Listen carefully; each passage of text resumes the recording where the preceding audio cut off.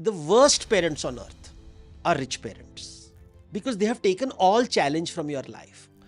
बड़े महल में रहने से गरीबी नहीं जाती, बड़ा गाड़ी में जाने से आपकी वो जो स्ट्रेस चला नहीं जाता, वो है, अभी भी है, वो छुपाने का काम कर रहे हैं। आप बताइए कि हिंदू कौन होता है, उसकी क्या प्रॉपर्टीज होती है? हिंदू धर्म इज सिंपल, रूल बेस्ड नहीं है। सनातन का अर्थ क्या है?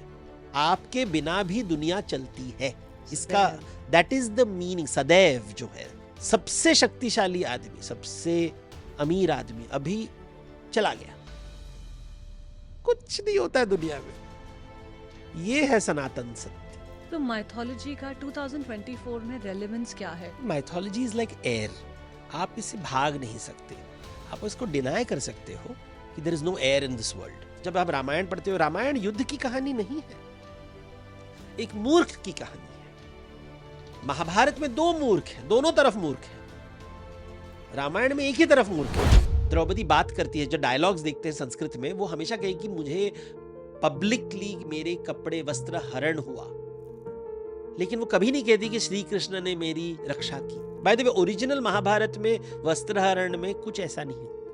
तो जो हमारे जो देवता हैं, इनमें जो कृष्ण है या राम है, वो भी इतने फ्लेक्सिबल हैं अपने रूल्स को लेकर। अगर वो झूठ नहीं बोलते हैं, लेकिन जरूरत पड़ी तो उन्होंने भी झूठ भी बोल दिया। छल कपट नहीं करना चाहिए, लेकिन जरूरत पड़ी तो उसको किस तरह से किया गया। आई थिंक हमें थोड़ा सा समझना पड़ेगा कि द एप्लीकेशन क्या है और फ्लेक्सिबिलिटी कहाँ है। जब कोई कहता है कि मैंने संन्यास ले चुका, तो आप बरगद के पेड़ हो। बरगद के पेड़ को घर में नहीं रखा जाता, बरगद के पेड़ को हमेशा घर के बाहर रखते हैं, क्योंकि घर के अंदर अगर बरगद के पेड़ लाओगे वो घर तोड़ेगा। हमारे यहाँ कहें कि कोई ब्रह्मचारी होता है, कोई सन्यासी होता है, बट गृहस्थी इज मोस्ट इंपॉर्टेंट, बिकॉज पितृ ऋण से मुक्त प्राप्ति करने के लिए गृहस्थी चाहिए आपको। तो जो भी ये सन्यासी होते हैं, ब्रह्मचारी होते हैं, वो बरगद के पेड़ जैसे होते हैं। गृहस्थ को त्याग करके ज्ञान प्राप्ति नहीं। Welcome to the Journey Within podcast with me, Shobha Rana. I'm an emotional intelligence and mindset coach and also the host and the creator of this podcast. Now, इस podcast का aim है कि आपको आपकी लाइफ में improvement, growth या जो ज़रूरी transformation है वो create करने में मदद कर सकें। Now, ये transformation आएगा कैसे? One of the possible ways is to take the journey within to be more aware about who you are. जब आपको ये पता चलता है कि आप कौन है, तो आप वहाँ तक जा सकते हैं जहाँ तक आप जाना चाहते हैं, जो आप बनना चाहते हैं। But to have the understanding of who you are, it is very important to have a perspective about life. The conversations that we have on this podcast, that will help you to build a very powerful perspective about life.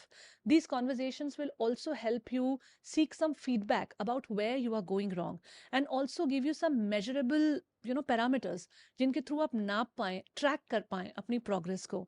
So do watch all the episodes till the end, because every episode is going to help you take the journey within through a different lens. Today we are going to take the journey within through the lens of mythology. Mythology के lens से आज हम समझेंगे कि हम खुद को कैसे बेहतर जान सकते हैं और उससे हम कैसे अपनी लाइफ में एक मीनिंगफुल ट्रांसफॉर्मेशन क्रिएट कर सकते हैं.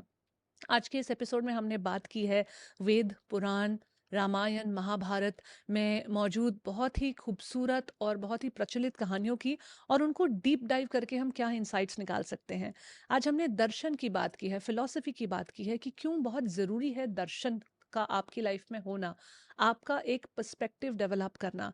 हमने यज्ञ के बारे में बात की है, व्हाट एग्जैक्टली इज अ यज्ञ, और ये यज्ञ होता क्या है, कैसे है, और किस तरह से हम अपनी लाइफ में हर समय एक यज्ञ में पार्टिसिपेट कर रहे होते हैं. बहुत ही मीनिंगफुल, पावरफुल, डीप कॉन्वर्सेशन है, एंड तक जरूर सुनिएगा. Now let's get into today's episode.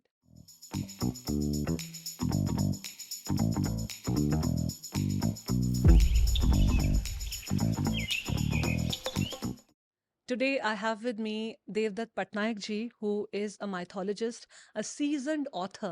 In fact, he has a ritual of writing 2 books every year. He has been writing books since the year 1996, and till today has written over 50 books. Let's meet Devdutt Patnaik in this episode of the Journey Within podcast. Hi. Hi, Devdutt ji. Namaskar. Such a pleasure to meet you. you are a vessel of immense knowledge. And when I say knowledge, ये knowledge आपकी जो आपने पढ़ाई की है और उसके बाद जो उसकी लिखाई की है और बीच में जो सोचने का विंडो होता है जहाँ आप अपना पर्सपेक्टिव बिल्ड करते हो. You've seen the Indian ancient wisdom, shastras and also mythological stories from multiple lenses. और आपने डिस्टिल करके अपनी कुछ किताबों में लिखा है, आपके sermons, lectures या आपको कहीं भी किन्हीं इवेंट्स पे सुनते हैं तो बहुत कुछ जानने को मिलता है. So I want to start right at the beginning with the understanding of mythology. What is mythology and how is it relevant in 2024? Mythology का simple explanation is stories that explain a culture.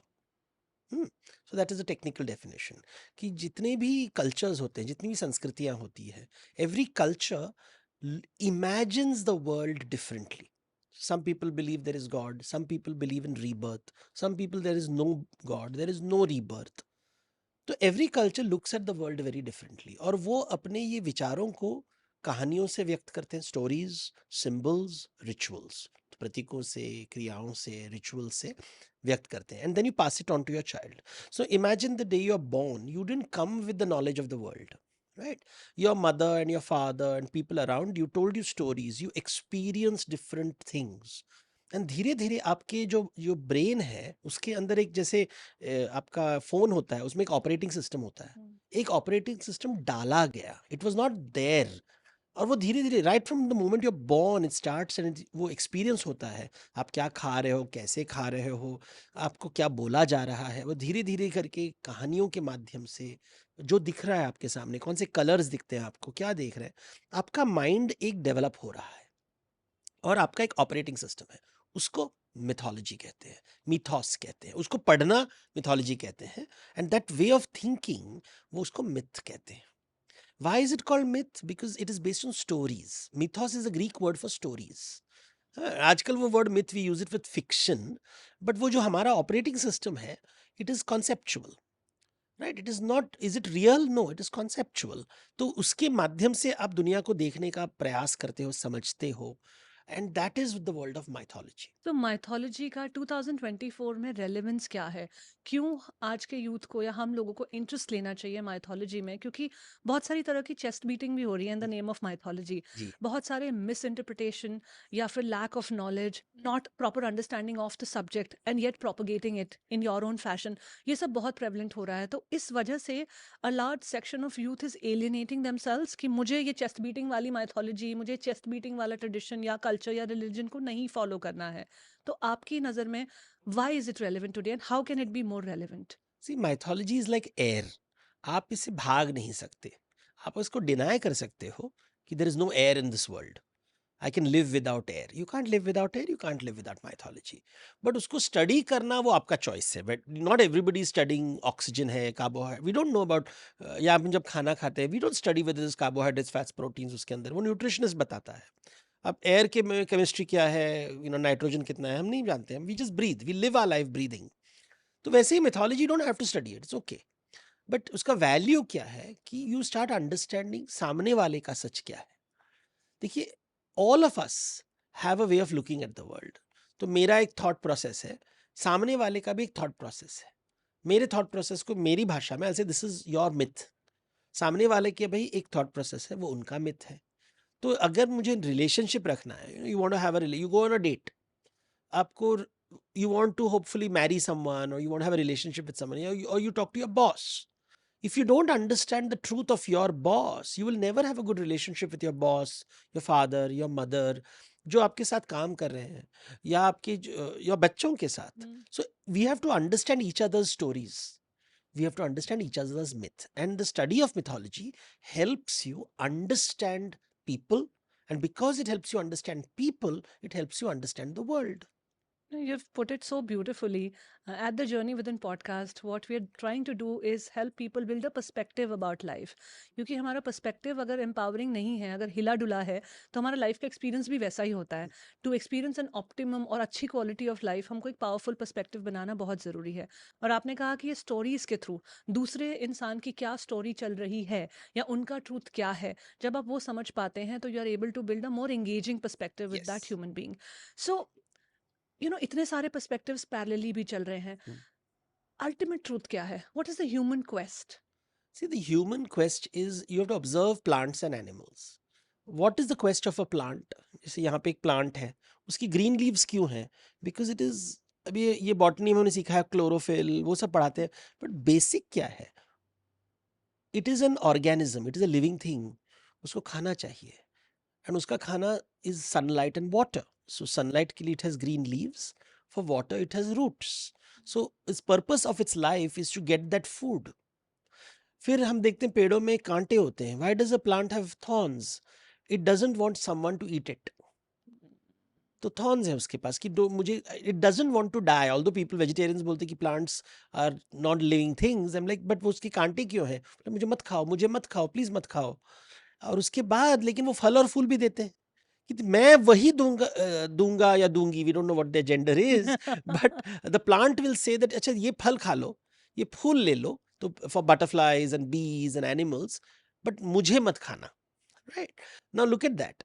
अभी animals को देखो, animals का purpose क्या है? वो रोज घूम रहे इधर उधर, वो चरने के लिए. तो herbivorous animal is looking for herbs, plants. Carnivorous animal is looking for other animals, prey, तो भूख. फिर वो अपने आप को बचाव के लिए भी दौड़ रहे हैं. They don't want to be eaten by someone else. जब एक ईगल आता है तो इमीडिएटली जो खरगोश है वो भागता है. तो now you suddenly realize that all living creatures want to stay alive. You are also a living creature, human beings. We also want to be alive. We also want to eat food. We also don't want to be exploited by other people. So हमारे भी कांटे होते हैं, तो हमारे पत्ते होते हैं, हमारे भी कांटे होते हैं, और हमारे भी फल और फूल होते हैं कि देखो हम वही देंगे जो suits me, which benefits me. But society बोल रहा है नहीं नहीं नहीं, हम आपके पत्ते खाना चाहते हैं. We want to eat your bark, we want to eat your root, because आपका रूट बहुत एक्साइटिंग है. बट ऐसे नहीं नहीं, फल ही खाओ, फल. सो ऐसे लाइफ चलता है. So we are also looking for food, we are also looking for security. But human beings में एक स्पेशल क्वालिटी है, हमारे पास कल्पना शक्ति है. And because we can imagine, हम पूछ रहे हैं कि देखो भगवान ने मुझे बनाया क्यों है, what is my purpose. Right. So we are now looking for that purpose, but without realizing that at a natural level, you are food. So for tiger is very clear what your purpose is. Go into the category, ये खाना है, उसको आपको खा लेगा, and आपने आपका धर्म निभाया है, because वो Right. टाइगर आपको खा लेगा. So our purpose, so we are seeking meaning, अर्थ. तो भूख के लिए भोग चाहिए, भय के लिए सिक्योरिटी चाहिए, और जिज्ञासा के लिए विद्या चाहिए, नॉलेज चाहिए, अर्थ चाहिए. तो भूख के लिए लक्ष्मी है, और भय के लिए दुर्गा है, और अर्थ के लिए सरस्वती है. ये 3 देवियां हैं. That is the purpose of life. ये 3 देवियों के पास हम जाएंगे, we deal with them in different ways, and that's all life is all about. ये 3 चीजों को छोड़ के और कुछ नहीं है दुनिया में, कुछ नहीं है. एनिमल्स की आपने बात की, प्लांट्स की बात की, उनका पर्पस थोड़ा सिंपलिस्टिक लगता है इस डेफिनेशन से ना. They have to just go hunt for them and save themselves. लेकिन ह्यूमन बीइंग का जो पर्पस है, मीनिंग और कल्पना शक्ति की वजह से थोड़ा कंफ्यूजिंग भी हो गया. And purpose recently has become a very loaded word. या कि आपको पर्पस ढूंढना है, आपको कुछ मतलब निकालना है. अगर आप सुबह उठे हो तो उसका पर्पस क्या क्या है? है? अगर आप ये खा रहे हो तो इसका पर्पस क्या है? आप जो काम कर रहे हो उसका पर्पस क्या है? तो इस वर्ड को थोड़ा सा, इसमें जो लोड है ना, उसको कम करने में please help us decode purpose. देखिए क्या है, जो मॉडर्न सोसाइटी है, most of our ideas have come from the west. हाँ, तो हम अंग्रेजी में बात करें, टेक्नोलॉजी जो है वो वेस्ट से आया है. कैपिटलिज्म, कम्युनिज्म, नेशन स्टेट, ये सब वेस्टर्न कॉन्सेप्ट है, कहीं भारत में नहीं बना है ये सब. तो ये सब Bharat, they've come from the west, and west is, ये मैस्लो की थियरी लोग बात करते हैं, मैस्लो की सेल्फ एक्चुअलाइजेशन. फिर उसके बाद लोग सेल्फ रियलाइजेशन की बात दैट्स करते अ हैं. Top layer. टॉप लेयर, वो उसके ऊपर एक सेल्फ शब्द इस्तेमाल होता है बहुत. अदर्स की बात कोई नहीं करता है. आप अकेले दुनिया में नहीं हो, आपके चारों तरफ लोग हैं. आपको लोगों की आवश्यकता है, क्योंकि when you read the Upanishads, जब the first being came into the world, he was lonely and therefore created the second. So you need people around you. So you don't talk about purpose. All these scholars talk about purpose without talking about other people. जैसे किसी vacuum में हम जी रहे हैं, कोई vacuum में नहीं जीता है. आप गरीब आदमी को कभी नहीं पूछोगे पर्पस क्या है तुम्हारा, बिकॉज उसको खाने के लिए रोज दौड़ के काम कमाना पड़ेगा. राइट. आप एक you never ask a mother what's your purpose in life, she is to feed the baby. वो रो रही है पूरी दिन, I have to take care of the baby. So ये purpose is a very privileged conversation of extremely rich and lazy people, I feel, because they have obviously got a lot of things and they're forgetting that their existence is comfortable because hundreds and thousands of people around them have provided them with a lot of resources to make their life comfortable. Have you repaid your debt? क्या have you made other people's life comfortable? So that is a very simple purpose. इतना ढूंढने की जरूरत नहीं है. Your papa mummy took care of you. Are you going to take care of them? Purpose हो गया. It's as simple as that. Somebody raised you and brought you to a point. Are you going to repay the debt? You don't live in isolation. Western societies, after the age of 16, they are encouraged to live alone. Parents are sent to old homes. You are told to live alone, isolated, lonely lives. फिर ये सब बेकार की questions पूछने लगते हैं कि purpose, because purpose is defined in your body. भूख लगी है, खाना बनाओ.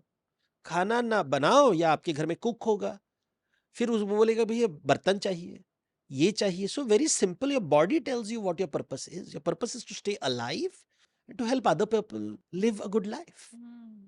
It is very simple. We are being distracted by these conversations. That's why I said other people's truth. I always check, where are other people coming from? Where am I coming from? Or we are all walking on different paths and then we meet in a crossroad. जैसे एक चौराहा में हम मिलते हैं और बात करते हैं, बट हम अलग अलग रास्तों से आ रहे हैं. लेकिन सामने वाले की कहानी, उसका जो मिथ है, उसका जो ब्रह्मांड है, अगर if I use the Hindu word, Sanskrit word, हम ब्रह्म है. वी आर ऑल, वो अहम ब्रह्मस्मि वर्ड यूज करते हैं लोग. It is very simple. इसका मतलब है तो आपके पास कल्पना शक्ति है. That's the only meaning of the word. मुझ में कल्पना शक्ति है, so I can imagine the world. और मेरी जो दुनिया है वो मेरा ब्रह्मांड है. You have your own brahmand. So we both have two brahmands are now meeting at this time. And my ब्रह्मांड से मैं बात कर रहा हूँ, आप अपने ब्रह्मांड से. ये इंटरस्टेलर कॉन्वर्सेशन हो रहा है. बड़ी बात नहीं है इसमें. ये मुहावरा है, ये कॉन्सेप्चुअल थिंकिंग है कि my imagination has a particular understanding of the world, your imagination has a particular understanding of the world. You created that world, I created this world. But now in this conversation we are trying to bridge this gap and try to figure out. जैसे Venn diagram होता है, we are trying to expand our worlds. We are conversing. As much as you are asking me, I am learning from you, you are learning from me. Lots of things are happening if we genuinely want to have a good conversation. You said that we all create our different worlds. I'm coming from the world that I created. मेरा बनाया हुआ ये world है. हम में से बहुत सारे लोग रिजाइन कर देते हैं लाइफ के ऊपर. क्यों? क्योंकि ये इंसान मेरी तरह से नहीं मिला, ये पढ़ाई मेरी तरह से नहीं मिली, ये नौकरी मेरी तरह से नहीं हुई, मेरे बच्चे वैसे नहीं है जैसा मैं चाहता हूँ. We resign to the idea कि जो हमारा वर्ल्ड है वो खुद की क्रिएशन है, तो आप उसको और क्रिएट कर सकते हो और मीनिंग क्रिएट कर सकते हो. So they would simplify for me the ways to create your own world, or at least the meaning of your own world. See, have you seen babies? When a baby is born, it cries because उसको खाना चाहिए, because it doesn't have hands and feet. वो बच्चे can't move, so it starts crying. Birds भी, they cry. But you'll never see a turtle cry. Turtle जब shell से निकलता है ना, फट कर भागना पड़ता है, बिकॉज नहीं तो उसको कोई झपट के खा जाएगा. So it has to take care of itself the moment it is born. जो कछुआ होता है वो अंडे से जब निकलता है तो दौड़ता है समुद्र की तरफ, because otherwise it will be immediately eaten. उसको टाइम नहीं है. Humans have the luxury to cry for their whole life sometimes. वो बड़े हाथ पैर होने के बाद भी रो रहे हैं कि मम्मी मुझे खाना दो, मम्मी मुझे सहलाओ, मम्मी मैं पॉटी किया हूं मुझे साफ करो. सो वहीं पे रह जाते हैं पूरी जिंदगी की, मुझे कोई आके खाना दे. सो मानसिक, they are physically become big, 6 feet tall, broad shoulder, सब कुछ है, लेकिन at a mental level they are the baby crying, constantly crying that the world is not working the way they want to. They've become brats. And this whole idea of getting, मुझे क्या मिल रहा है, मुझे किससे क्या मिलेगा, अगर मैं काम पे हूँ तो मैं किससे कितना ले सकता हूँ. This whole mindset is also very distracting when we talk about the purpose. And see, they are like tapeworms, parasites. Parasite क्या करता है, वो लेता रहता है, देता नहीं है कुछ। हाँ, तो देने की तो बात ही नहीं हाँ, हो रही है तो ना। कीड़े जो होते हैं हमारे शरीर के अंदर, पेट के अंदर कीड़ा जब होता है तो बहुत तकलीफ देता है, लेकिन वो कीड़ा क्यों, कीड़ा सिर्फ लेता है, कुछ देता नहीं है, इसलिए हम उसको कीड़े बोलते हैं। और लोग अभी यहाँ क्या हुआ है, बिजनेस स्कूल्स में आपको सिखाया गया है कि कीड़ा बनो, demand, nobody tells give. Life is an exchange, मुझे कुछ देना पड़ता है, कुछ लेना पड़ता है। अभी पेड़ फल क्यों दे रहा है, फ्री नहीं दे रहा है। If a plant is giving you fruit, it is saying कि उसके अंदर एक बीज है, आई वांट दैट बीज बिकॉज एक दिन मैं मरने वाला हूँ, ये बीज होगा तो आई कैन सर्वाइव। तो वो बीज कहीं जाना चाहिए, बिकॉज आई एम इधर पास में होगा तो it won't grow, it has to go far away. So I want birds and animals to take the seed far away, the seed, birds and animals, why should we do it? अरे I give you fruit, तो आई give you fruit, अच्छा ठीक है, हम फल खा लेंगे और आपका बीज यहाँ फेंक देंगे। सो एक एक्सचेंज हुआ। फूल, why is pollination is required for a flowers, right? अभी flowers exist for a reason, तो उसको वो जो बटरफ्लाई है वो कहेगा मैं क्यों करूं, तो अच्छा ठीक है, मैं तुम्हें कुछ मध देता हूँ, I give you some nectar. So nature में भी एक एक्सचेंज होता है। People are told to extract and exploit, right? And that is what we think is great. Extraction, कि आप कितना एक्सप्लॉयटेशन, निकाल पा रहे कितना हो। निकाल पाए। जब लोग ऐसे बात करते हैं ना, निचोड़ के निकालो, अरे हे भगवान, तुम तो कीड़े हो, अच्छा बड़े कीड़े हो, महा कीड़े हो, लेकिन हो तो हुँ, कीड़े। बिकॉज कीड़े में और तुम में मुझे कुछ फर्क नहीं दिखाई दे रहा है, because you are not giving anything. There is an exchange in life, खाना और खिलाना, हम खाते हैं और खिलाते हैं। प्रोसेस कंप्लीट दोनों चीज़ों को हाँ, करने से होगा। होता है। मनुष्य एक प्राणी है जो दूसरों के भूख समझ सकता है, बाकी जानवर नहीं कर सकते। एनिमल्स का, dog would love you but doesn't know how to feed you, they love you but they want to be fed, that's why वो पशु है। बट जो पुरुष होता है, जो शब्द आता है पुरुष, उसका मतलब है the capability to feed others. वाह!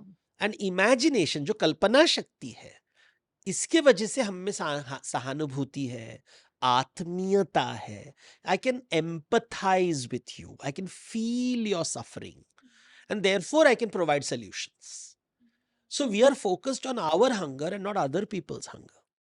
हमें डेटा से पता चला है कि 92% लोग जो हमें देख रहे हैं या सुन रहे हैं, वो अभी तक हमारे सब्सक्राइबर्स नहीं हैं। अगर आप उन लोगों में से हैं, तो please subscribe to the channel, like, comment and share, क्योंकि आपके सपोर्ट से हम और भी ज़्यादा एक्सपीरियंस गेस्ट को इस प्लेटफॉर्म पर बुला सकते हैं। और साथ ही साथ यूट्यूब एल्गोरिदम भी हमें सपोर्ट करने लगते हैं जब वो आपका एंगेजमेंट हमारे कंटेंट के साथ देखते हैं। Thank you for trusting us in this journey. And now let's get into today's episode. जब हमको ये डीप अंडरस्टैंडिंग हो जाती है कि हम कौन हैं, जैसे आपने बताया कि हमारे अंदर क्या-क्या कैपेबिलिटीज़ हैं, क्योंकि हमारे अंदर एक कल्पना शक्ति है, हम एम्पैथाइज़ कर सकते हैं।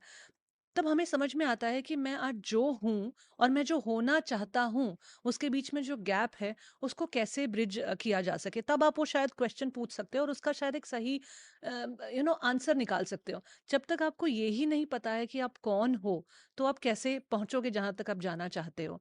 तो आप जो देवदत्त स्टडी करते हैं, इतनी सारी बुक्स को, माइथोलॉजी को, शास्त्रों को पढ़ते हैं, अपनी किताबें लिखते हैं, तो इस पूरी जर्नी में आप मुझे सिंपल तरीके से बताइए कि हम कौन हैं और हम कहाँ जाना चाह रहे हैं? कैसे ये दूरी तय होगी?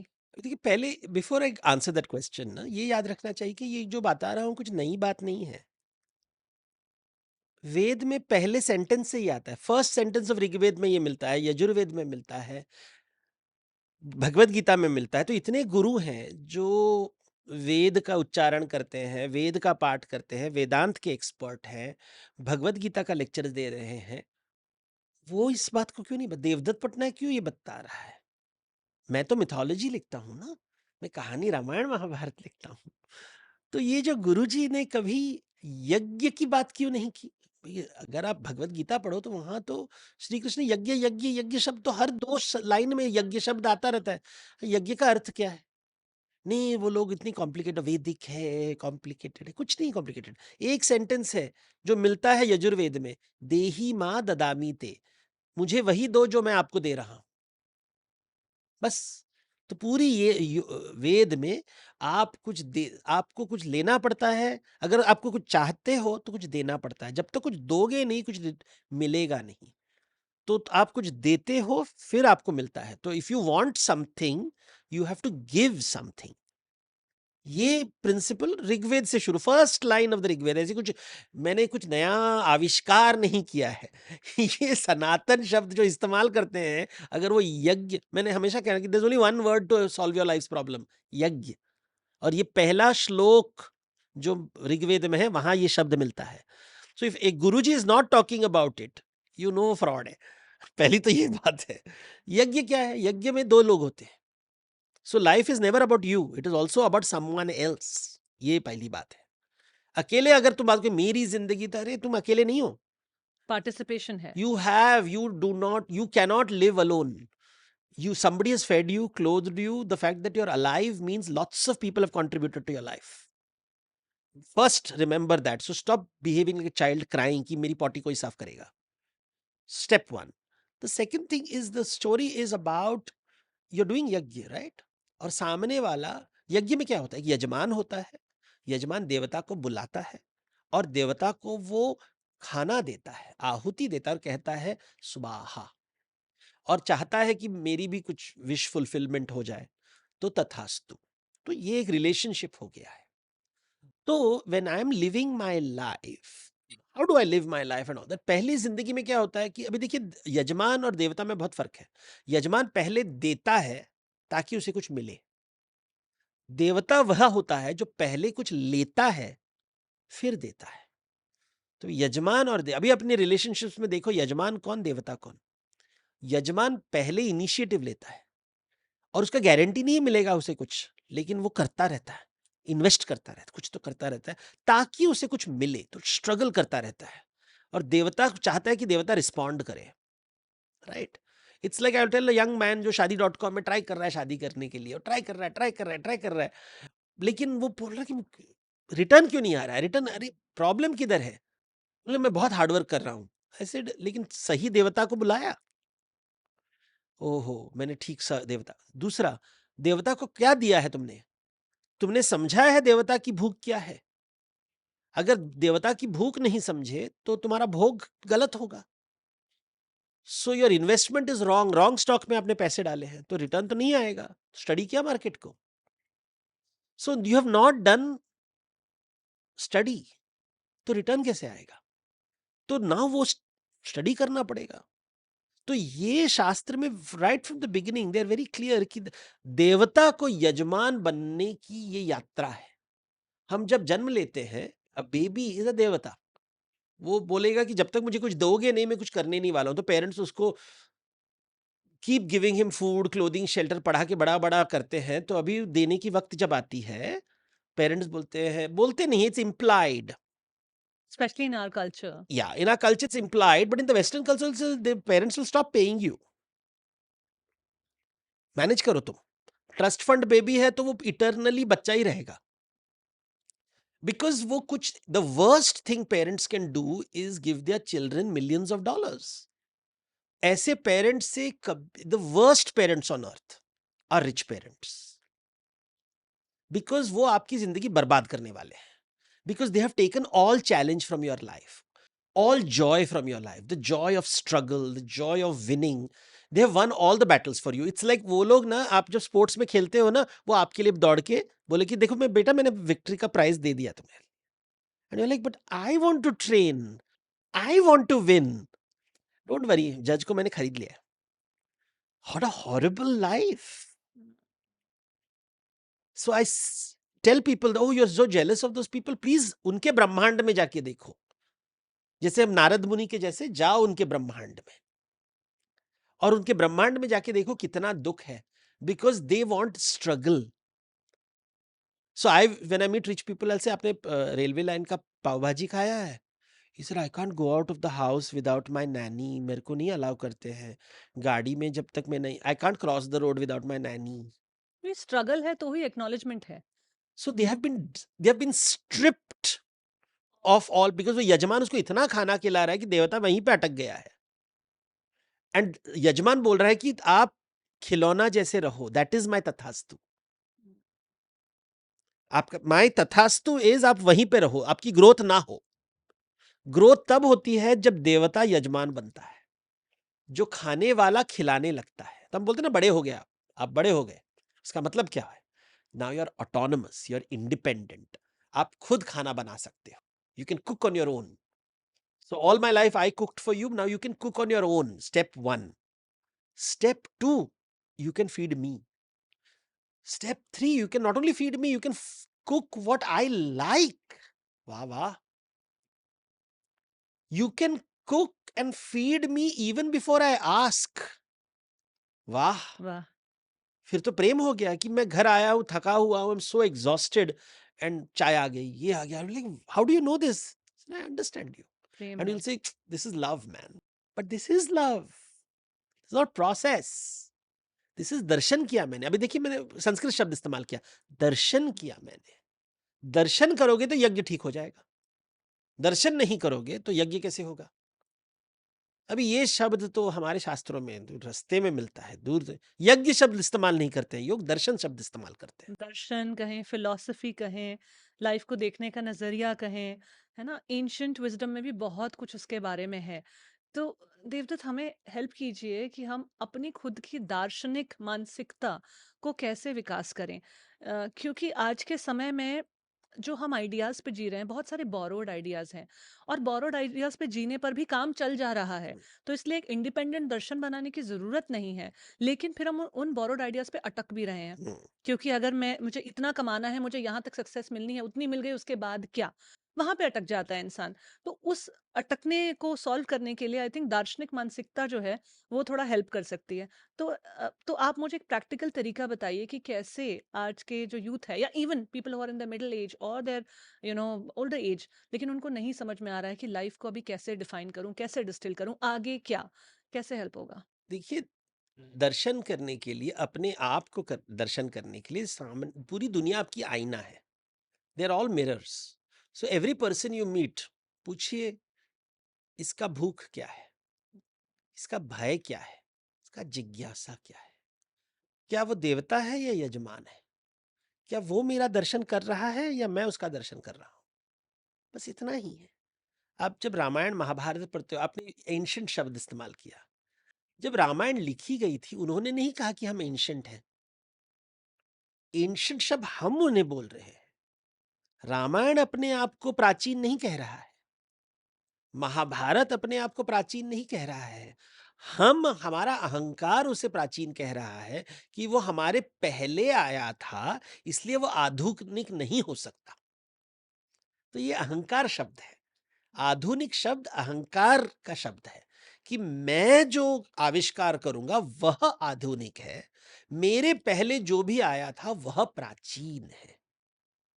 आपने रामायण, महाभारत की बात की और आपने बहुत डेप्थ में जाके स्टडी किया है। जब रामायण की बात करें तो बहुत सारे इंटरप्रिटेशंस हैं रामायण के। अलग-अलग कंट्रीज़ के भी इंटरप्रिटेशंस हैं। सिर्फ इंडिया में ही स्कॉलर्स नहीं, बल्कि बहुत सारे देशों में बहुत विवाद भी है कि हाँ, लंका कहाँ है, लंका लंका नहीं थी। राम की जन्मभूमि पर भी एक डिबेट है। और आजकल जिस तरह का माहौल हमारे देश में है, अनफॉर्चुनेटली इस बारे में कुछ भी बात करना, या एक एक डिस्कोर्स करना, यहाँ पे एक एक बातचीत करना भी, आई डोंट नो किस लेंस से लोग देखेंगे, पर फिर भी मैं इसके बारे में बात करना चाहूंगी। देखिए, हिस्ट्री को समझने के लिए पहले हिस्टोरियन के हिस्ट्री को देखिए। जब भी हमारी कथा बताई जाती है, रामायण जब बताई जाती है, तो वाल्मीकि जी से शुरू होता है कहानी, और वाल्मीकि जी अपनी कथा पहले बताते हैं। तो अगर आप वाल्मीकि, उससे आपको वाल्मीकि चरित्र समझ में आता है, और फिर जाके रामायण आपको पढ़ना चाहिए। जैसे अगर आप कोई किताब पढ़ो तो हमेशा ऑथर के बारे में जरा जानो, कौन है ये ऑथर? क्योंकि वो खाना जब परोस रहा है मेरे सामने, क्यों परोस रहा है? ताकि मैं उसके मसाला समझ सकूं। जब तक आप दर्शन नहीं करोगे लेखक का, उसके लेखन आप समझ नहीं पाओगे। हमने क्या किया है, हम लेखन को लेखक से सेपरेट किया है। आजकल ये पोस्ट मॉडर्न फिलॉसफी, सब लिटरेचर स्टूडेंट्स बात करते हैं, बट ये हमारे शास्त्रों में हमेशा बता, जब भी रामायण की कथा, जब आप रामायण ओरिजिनल रामायण जिसको कहते हैं, संस्कृत रामायण पढ़ो तो हमेशा वाल्मीकि की कथा से शुरू होती है। वाल्मीकि नारद से बात करते हैं, उनकी कथा क्या होती है, वाल्मीकि कथा कि वो जंगल में तपस्या कर रहे हैं और वो एक व्याध को देखते हैं, एक पक्षी को मारते समय, ऐसी कथा होगी।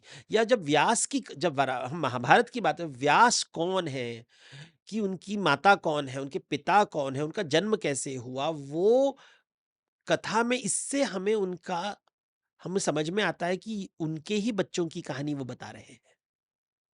उनके ही बच्चों की, महाभारत उनके बच्चों की कहानी है। कौरवों के पिता और पांडु के पिता का जन्म कहां से हुआ, तो वो बोल रहे हैं कि देखो मैं अपने बच्चों की कहानी बता रहा हूं। वाल्मीकि कह रहा है कि देखो मेरे आश्रम में एक स्त्री आई थी और मुझे पता चला धीरे धीरे करके ये स्त्री कोई साधारण स्त्री नहीं है, ये राजा की पत्नी है, ये रानी है। और वो, उनसे मुझे उनकी कथा समझ में आई और मैंने उसकी एक रचना की जो उनके बच्चों को समझा रहा था। और फिर हमें पता चलता है कि देखो वाल्मीकि जी को ये कथा, तो वो तो नहीं थे ना हरण के समय, कहाँ से मिला ये डेटा, तो वो सीता ने बताया होगा।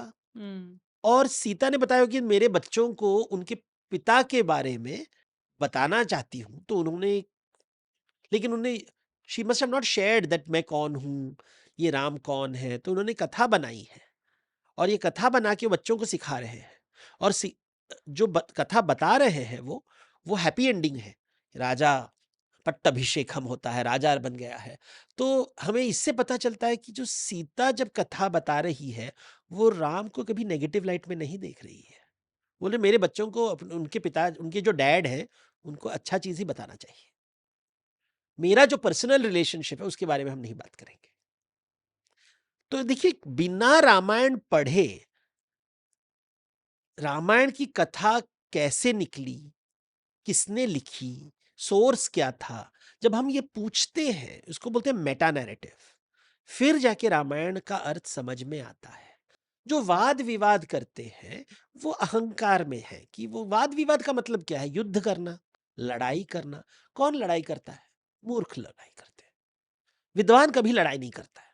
कोई भी विद्वान दुनिया में, अगर कोई मुझे कहे शास्त्रार्थ हो रहा है और हमारे गुरुजी ने जीते हैं, तो तुम्हारे गुरुजी मूर्ख हैं। बिकॉज लड़ाई और किसी से लड़ाई करने से विद्या नहीं बढ़ती। विद्या के वृद्धि के लिए आपको संवाद करना चाहिए, सुनना चाहिए, दर्शन करना है, श्रुति करना है, बात मंथन करना है, संवाद करना है, युद्ध नहीं करना है कि मैं सही तू गलत। बिकॉज ये मूर्ख ही करता है, कि दुनिया में कोई सही नहीं, कोई गलत नहीं, हम सब पशु हैं, जिएंगे मरेंगे बस। सबसे अमीर आदमी आज मर गया तो कुछ फर्क नहीं पड़ने वाला, कुछ फर्क नहीं पड़ने वाला। वो जितने भी शक्तिशाली आदमी, आज वो डिसअपियर हो गया, मैजिक, क्या होगा? कुछ नहीं होगा। सनातन का अर्थ क्या है? आपके बिना भी दुनिया चलती है, इसका, सदैव। That is the meaning. सदैव जो है, सदैव का मतलब क्या है, ये एक बात याद रखना, कि सबसे शक्तिशाली आदमी, सबसे अमीर आदमी अभी चला गया, कुछ नहीं होता है दुनिया में। ये है सनातन सत्य। ये जब तुम याद रखोगे तो फिर पूरी शास्त्र समझ में आएगा आपको। जब तक ये समझ में नहीं आएगा तो फिर आपको लगेगा मेरे गुरुजी कितने महान हैं। फिर एक बार ये आ गया तो फिर युद्ध करोगे। देखो, my guru is better than your guru, my Ramayana is better than your Ramayana, my interpretation is better than your interpretation. मुझे कई लोग बोलते हैं कि देवदत्त आप हमारे साथ शास्त्रार्थ करने आओ, तो मैं बोलता नहीं, मुझे नहीं करना है। ये टाइम पास कम टीआरपी रेटिंग्स के लिए करो, टीवी पे जाओ, मुझे नहीं करना ये सब बेकार की बातें। बिकॉज सरस्वती की रास्ता में अगर जाओगे तो आप कभी युद्ध नहीं करोगे। तो जो भी मैं देखता हूं, ये जो बोलते हैं विच इंटरप्रिटेशन इज करेक्ट, और वो जो हिंसक रूप से आपके तरफ आते हैं, तो मुझे पता है ये मूर्ख है। और मूर्ख से हमेशा बच के रहो, वो सर फोड़ेगा, माथा खाएगा। बम्बई में है ना, मेरा मगजमारी मत कर। तो मगजमारी कीड़े करते हैं ना, दूर रहे मुझसे। तो ये जो हिंसक लोग हैं, हमारे यहाँ अहिंसा को वैल्यू दिया गया। अहिंसा का मतलब नहीं कि वेजिटेरियन खाना खाओ, वो सबसे मूर्ख लोग कहेंगे। अहिंसा का मतलब है कि साथ में रहो, युद्ध कर। मनुष्य में ही एक क्षमता है कि वो हिंसा के पार जा सकता है। पशु नहीं कर सकता है, पेड़ नहीं कर सकते हैं, मनुष्य ही है जो कर सकता है। So we figure it out. जब आप रामायण पढ़ते हो, रामायण युद्ध की कहानी नहीं है, एक मूर्ख की कहानी है। महाभारत में दो मूर्ख हैं, दोनों तरफ मूर्ख हैं। रामायण में एक ही तरफ मूर्ख है। तो मूर्ख की कहानी है, क्योंकि हमारे वेद है ना, हमारा what is the foundation of Hindu? Veda, knowledge. Veda किस नॉलेज किसको देते हैं? मूर्ख को देते हैं। तो जब आप वेद पढ़ते हो तो याद रखो हम मूर्ख हैं, और वेद हमें विद्या दे रही है ताकि हम अपने मूर्खता से धीरे धीरे धीरे करके, जैसे भूख लगता है, जब भूख लगता है तो हम खाना की तरफ जाते हैं। तो किताब का नाम भोग रखा होता तो मतलब भूखे के लिए। अगर उसे शक्ति कहा गया तो आप भयभीत हो तो वो शक्ति दे देगा, असुरक्षित हो तो शक्ति दे देगा। लेकिन कहा गया है वो वेद है, यानी कि जो बोल रहे हैं कि देखो तुम्हारे पास ज्ञान नहीं है, अज्ञानी हो, चलो अच्छे शब्द इस्तेमाल, आप अज्ञानी हो, मूर्ख नहीं कहूंगा, तीव्रता है शब्द में ना, बट लोगों को थोड़ा एक आध बार थोड़ा तीव्र शब्द से ही, तीव्र शब्द से जगाया जा सकता है, मुझे लगता है कि अलार्म एकदम के से जैसे। झंझोड़ देता है ना कि आपको, कि अगर मैं इस तरह के कैरेक्टरिस्टिक्स एग्जिबिट कर रहा हूँ, ये ट्रेट्स मेरे हैं जैसे आपने बताया, तो मैं तो मूर्ख हूँ। और फिर मूर्ख हम सभी को पता है कि होता कौन है, क्या होता है। तो और हम सभी मूर्ख नहीं बनना चाहते लाइफ में, बट कितनी आयरॉनिकल बात यह है कि हम जितना ज्यादा आत्मज्ञान की तरफ जाते हैं, उतनी ज्यादा अपनी खुद की मूर्खता जो है वो हमारे सामने आ जाती है। This is so ironical also in its nature. Devdutt ji, आपके पर्सनल एक्सपीरियंस से मुझे बताइए कि आपको कौन से ऐसे इंस्टेंसेस अपनी लाइफ में लगे जहां आपको अपना, अपने जो कहते हैं ना लाइट बल्ब मोमेंट हो गया, मुझे पता चला कि मैं कितना मूर्ख हूँ। देखिए, I am a gay person, so and मैं हमेशा, मुझे बहुत गुस्सा आ रहा था कि मैं पेरेंट्स मेरे सेक्सुअलिटी को एक्सेप्ट नहीं कर रहे थे, specially my mother, because I to be very close to my mother. फिर एक दिन मुझे पता लगा, when my father passed away many years ago, I suddenly saw my mother crying, and she said that my father died at a young age. And suddenly जब वो बात कर रही थी, उनका अकेलापन मुझे दिखाई दिया, that this my mother, I never, उनका दर्शन मैंने नहीं किया था कि ओहो, she lost a father at the age of 6 और 7। उनके जो भाई थे निकम्मे निकले, उनकी माँ ज्यादा पढ़ी लिखी नहीं थी, एक single girl child whose father, और वो बहुत ही एफ्लुएंट फैमिली से आए थे, लेकिन जब पापा चले जाते हैं तो हाउ इंडियन, उस समय इतने सपोर्ट सिस्टम नहीं था। यू सडनली रियलाइज ओ कितनी इनसिक्योर रही होगी। फिर शादी हुआ, so then you suddenly see your person and you realise ये इनसिक्योरिटी में उनको, she wants to make her life very safe and predictable. तो जब बेटा आता है तो एक एक्सपेक्टेशन होता है, और फिर उन्होंने, जब बेटा, उनको लगा था घर में आम आया है, निकला तो यू नो खरबूज, आम का अचार बनाने के लिए प्रेपरेशन था, लेकिन निकाला तो खरबूज। अभी खरबूजे के साथ क्या करोगे, उसे पता नहीं क्या करना है, so she is reacted in a different way because her expectations was not there. Now you suddenly see, दर्शन करने लगते हो, I was judging my mother, I was very judging my mother, and it sort of, I stopped, I had not seen my mother as a person, as a human being, as a woman, as a wife, as a daughter. जैसे मैंने कहा ना, वाल्मीकि का दर्शन करने से ही आपको रामायण समझ में आएगा, व्यास का दर्शन करने से ही आपको महाभारत समझ में आएगा, वैसे ही मेरी मम्मी को का दर्शन करके मुझे अपने आप का दर्शन, I could understand myself, my understanding of myself became better when I did दर्शन of my mother. Then once I saw the darshan, I could immediately do darshan of my father, and I could see, oh, my father was this kind of person. And फिर सहानुभूति आती है, you are not so cruel, क्रूरता कम हो जाती है, थोड़ा आप शांति से जीने लगते हो लाइफ में, और रियलाइज करते हो आप क्यों, why are you so sharp, why are you angry, why is you, because you see other people. तो दर्शन शब्द इतना पावरफुल है। देखिए, मंदिर में हम जाते हैं दर्शन करने के लिए, लोग क्या करते हैं, आंख बंद कर देते हैं, आंख बंद कर देते हैं, शायद नहीं, दिमाग भी बंद कर देते सब हैं। बंद हो जाता है। लेकिन अगर आप पूछो लोगों को, बोले नहीं नहीं देखते, फिर मैं मेडिटेट कर रहा हूँ। फिर मंदिर क्यों गए? मेडिटेट तो घर में कर सकते हो, कहीं पे भी कर सकते हो। मंदिर गए हो देखने के लिए, क्या देखा? मंदिर देखा, यात्रा देखी, उत्सव देखा, क्या देखा? जब तुम देवता का दर्शन करते हो तब यजमान नजर में आता है और देवता कह रहा है कि मुझे भूख लगी है, मुझे नैवेद्य दो। प्रसाद तभी मिलेगा, पहले नैवेद्य दो। नैवेद्य के बिना प्रसाद कैसे मिलेगा? नैवेद्य दोगे तो मैं तुम्हारे ऋण में आ गया, तो ऋण से मुक्त प्राप्ति के लिए मैं तुम्हें प्रसाद दूंगा। ये जो जर्नी है, ये जो यात्रा है, ये दर्शन से ही समझ में आता है। तो लोग जब मंदिर की बात करते हैं, प्राण प्रतिष्ठा की बात करते हैं, बड़े बड़े शब्द इस्तेमाल करते हैं लोग, मुझे तो बहुत हंसी आती है, बिकॉज मुझे पता है कि कुछ समझ में नहीं आता है। बड़े बड़े, बिकॉज वो घमंड से बोल रहा है, प्रेम से नहीं बोल रहा है। क्योंकि जो ज्ञान है, जो नॉलेज है, जो विज़डम है, वो आपको घमंडी कैसे बना सकता है? जब वो आपको ये दिखा देता है, दर्पण दे देता है कि आप कितने मूर्ख हैं या अज्ञानी हैं, तो आप घमंडी कैसे हो सकते हैं? तो ये दोनों बातें मुझे भी लगता है इतनी ज़्यादा अपोज़िंग है कि कि हँसी आने वाली बात है कि कैसे आप दोनों बातों को मिलाकर और किस तरह से आजकल जो माहौल है वो इस तरह का है और बहुत सारे लोग उसको आग भी दे रहे हैं और बहुत आइडेंटिफ़ाई करने लग जाते हैं उस पर्सनैलिटी से या उस ट्रेट से जिसमें हमें लगता है कि बहुत बल आ रहा है मेरे अंदर, बट मुझे नहीं लगता कि वहां से बल आ रहा है, वहां से और ज्यादा आपका अज्ञान बढ़ रहा नहीं, है लोगों शायद। को क्या लगता है कि एक दिन मुझे मेरे एक दोस्त ने कहा कि देखते ये जो पॉलिटिशियंस है नेता, वो हमको नचा रहे हैं, पपेट मास्टर है वो, पपेट हमको मैनिपुलेट कर रहे हैं। तो वो ऐसे बॉल फेंक रहे हैं और हम कुत्तों के जैसे वो बॉल को फेच खेल रहे हैं। तो मैंने कहा अच्छा से वो आदमी को देखो जो बॉल फेंक रहा है, अगर बॉल नहीं फेंकता वो करेगा क्या? वो भी उसको पता नहीं और कुछ करना। तुमने उसको एक पोजीशन दिया है कि वो राजा है या वो महात्मा है या वो कोई वीर है, कुछ भी है, वो बड़े बड़े लोग, उनको बड़े बड़े टाइटल दिया जाता है। वो हमारे जैसे ही मनुष्य हैं। आपको भी स्टमक इश्यूज होते हैं, उनको भी स्टमक इश्यूज होते हैं। जैसे आपको डर लगता है उनको भी डर लगता है।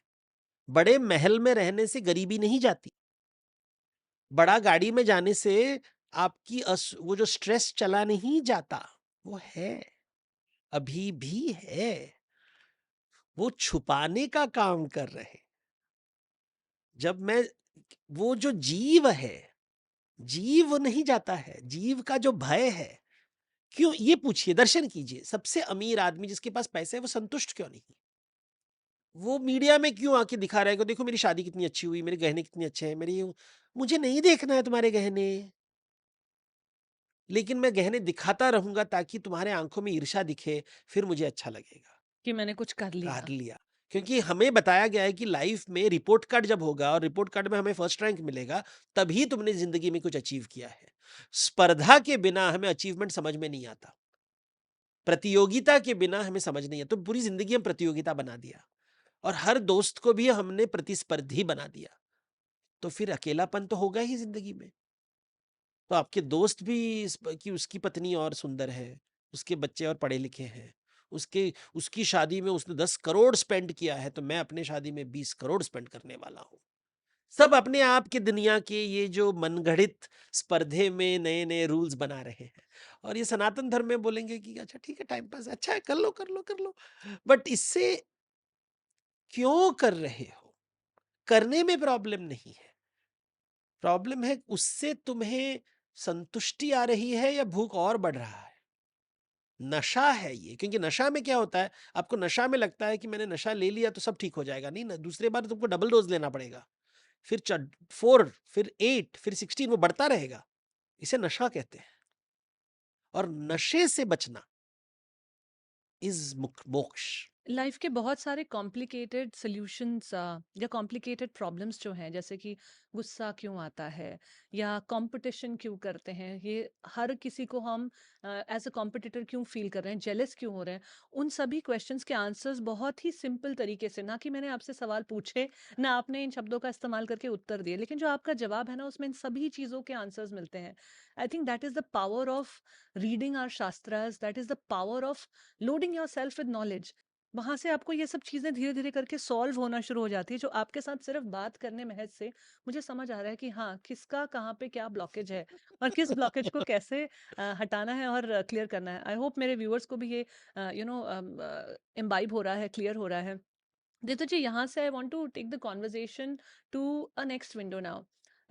रामायण महाभारत की थोड़ी सी हमने टच अपॉन की बात की। आपने अभी रिसेंट एक किताब लिखी है सती सावित्री। सो इन सभी किताबों में, कहानियों में स्त्री का जो है वो एक बहुत इम्पोर्टेंट रोल है। फिर हम ऐसा समाज कैसे बन गए हैं that is a male dominant society और इज काइंड ऑफ डिस्कार्डिंग और is kind of lowering the role और द इम्पोर्टेंस ऑफ वुमेन। या तो देखिए, मैं जब शास्त्रों के बारे में लिखता हूँ तो वेद से शुरू करता हूँ। वेद में यज्ञ के बारे में सीखा, तो फिर मुझे कहा गया कि पंचम वेद है जो रामायण महाभारत है। यानी कि वेद में जो तत्व ज्ञान है, वो ज्ञान को उदाहरण के तौर से समझाने के लिए, लोक कल्याण के लिए 2 कहानियों का निर्माण किया गया, रामायण महाभारत। रामायण महाभारत पढ़ के आपको वेद का ज्ञान समझ में आएगा। फिर उसको और इलैबोरेट करने के लिए उन्होंने पुराण का जन्म किया। पुराण में फिर आपको शिव, त्रिमूर्ति, शिव, पार्वती, विष्णु, लक्ष्मी, ब्रह्मा, सरस्वती ये सब आए। तो फिर और एक और लेयर आया है। लेकिन सब में एक ही सूत्र होता है। अभी ये सूत्र जब मैंने देखा, तो जब देखा कि जब वेद लिखे गए थे तो वहां पे इंद्र को बहुत इंपॉर्टेंस दिया जाता है, और 99% ऑफ द वेदास केवल पुरुषों के लिए है। यहाँ देवी का उल्लेख नहीं है। लोग बोलेंगे कि नहीं है, वो 1% भी नहीं है। There are 1000 mantras, 1000 shlokas and 10,000 mantras in the Rigveda. 30, only 30 are for Ushas, और वो maximum number of compared to all. अगर आप 1000 कविता से 200 250 कविता इंद्र के लिए है, 200 कविता अग्नि के लिए है। वहीं दोनों के बीच में 2/3 हो गया। फिर उसके बाद आते हैं वरुण, सोम, ये सब मेल गॉड्स हैं जिनके लिए ज्यादातर मंत्र सेवल ऋग्वेद में। उषस, अरण्याणी, पृथ्वी, उनके लिए बेरली मुश्किल से 50। तो यानी कि साइड किया गया। तो पहले ये प्रश्न आता है कि वेद में स्त्रियों, देवियों को, चलो स्त्रियों छोड़ देंगे, क्यों नहीं है? वेद पुरुष से पिता पुत्र को देता है। पहले तो ब्राह्मणों का ग्रंथ है, तो एक रिस्ट्रिक्शन आ गया, ओनली ब्राह्मण्स, बिकॉज वो याद रखने के लिए पहले जमाने में एक ब्राह्मण कम्युनिटी बनाया गया। लेकिन ब्राह्मण कम्युनिटी के अंदर भी पिता पुत्र को देता है, पुत्री को नहीं देता है। तो ठीक है। उसके बाद हम आते हैं रामायण महाभारत में। रामायण महाभारत में विमेन का अपीयरेंस आता है, बिकॉज तो यानी कि वेद का जब उदाहरण देने लगे तो उन्होंने स्त्री को इंक्लूड कर लिया, और उन्होंने कहा देखो रामायण सीता के बिना नहीं होगी, शूर्पणखा के बिना नहीं होगी, कैकेयी के बिना नहीं होगी। महाभारत में जब तक सत्यवती, गंगा, माद्री, कुंती नहीं होगी, वो कथा नहीं होगी। तो suddenly women have been introduced by the rishis. और वाल्मीकि सीता के बारे में बात कर रहे हैं, व्यास बात कर रहे हैं द्रौपदी के बारे में, अपनी माता के बारे में, सत्यवती के बारे में। सो विमेन हैव बिकम इंपॉर्टेंट। जब हम पुराण में जाते हैं, एक और दृश्य दिखाई देता है। शक्ति के बिना शिव हो ही नहीं सकते हैं, शक्ति के बिना शिव शव हो जाते हैं। लक्ष्मी के बिना विष्णु का कोई काम ही नहीं, पर्पस ही नहीं है। उनका पूरा पर्पस लक्ष्मी से आता है। लक्ष्मी नहीं होंगी तो बिना सीता राम क्या है? क्या है राम की कथा? सीता को निकाल दिया आपने, बिना सीता रावण कहां है? अस्तित्व ही नहीं है उनका। तो सडनली कहानी में स्त्रियों को इंपॉर्टेंस, और पुराणों में तो एकदम आधा important, without the goddess there is no God.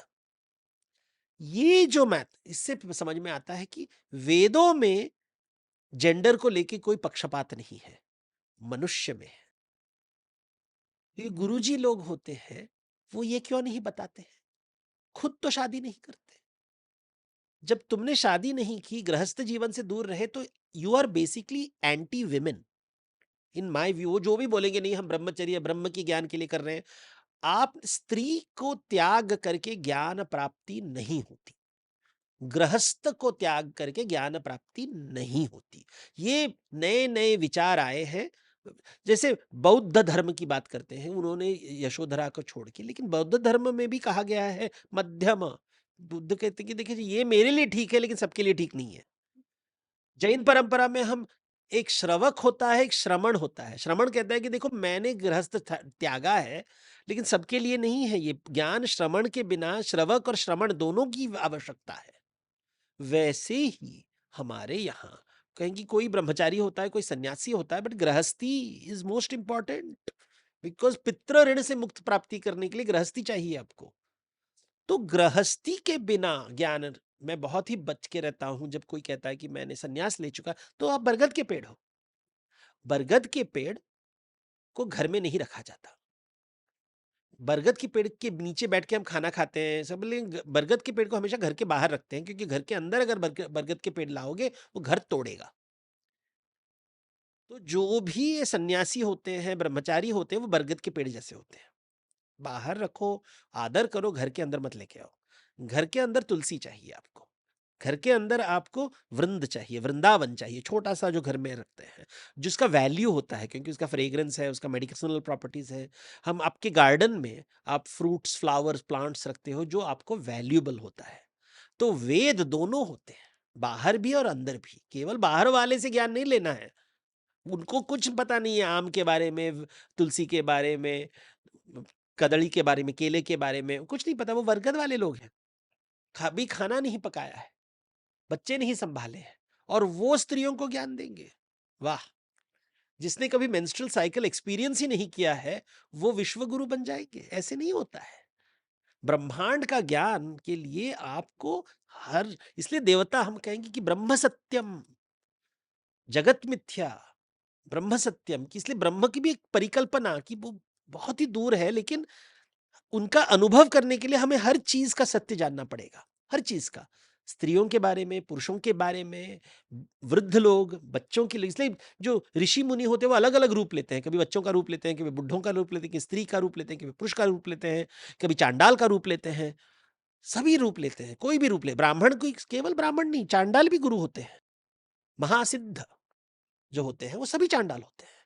तो ये जो जातिवाद, अस्पृश्यता, जेंडर डिवाइड, ये सब अहंकार से आता है। क्योंकि अहंकार, देखिए जब आप डरते हो आप क्या करते हो, आप एक दायरा बना देते हो, और जब आप और सब लोगों से दूर भागते हो ना, हम डर जाते हैं तो दरवाजा बंद कर देते हैं, हम डोर्स बंद करते हैं ना।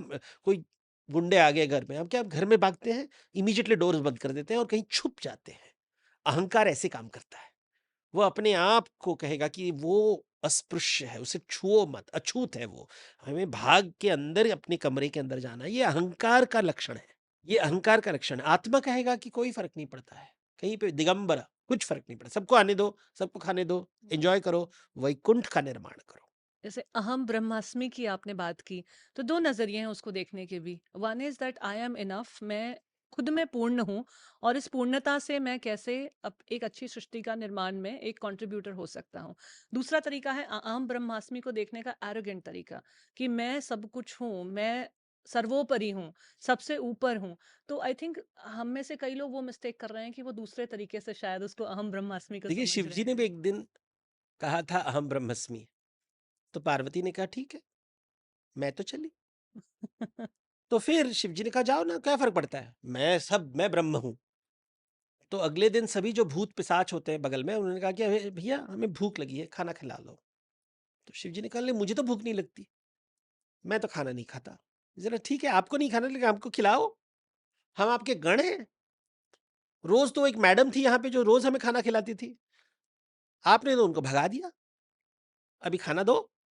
जोर जोर से चिल्लाने लगते, जोर जोर से चिल्लाने लगते। शिव जी तो तपस्या भंग हो जाता है, बोले भैया ये कौन है, ये लोग गण हैं, गण है। बोले हम आपके गण हैं, हम शिव गण हैं, आपको खाना देना पड़ेगा, देना पड़ेगा।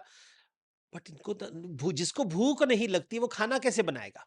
समझेगा कैसे भूख क्या होती उसको समझ ही नहीं आ रहा है कि ये बोल क्या रहे हैं, तंग कर रहे हैं मुझे, क्योंकि उन्होंने तो भूख के परे चले गए। तो ये लोग कौन है, क्या हो रहा है यहाँ पे? तो फिर दौड़ते दौड़ते दौड़ते वो काशी पहुंचते हैं। कहाँ है ये मैडम? तो गौरी, वो बोले अन्नपूर्णा है, वो काशी में बैठी हुई खाना पका रही है, वहां पर भंडारा है उनका। है। तो जाती है वहां पे, बोलती कि प्लीज आइए वापस इनको खाना खिलाइए।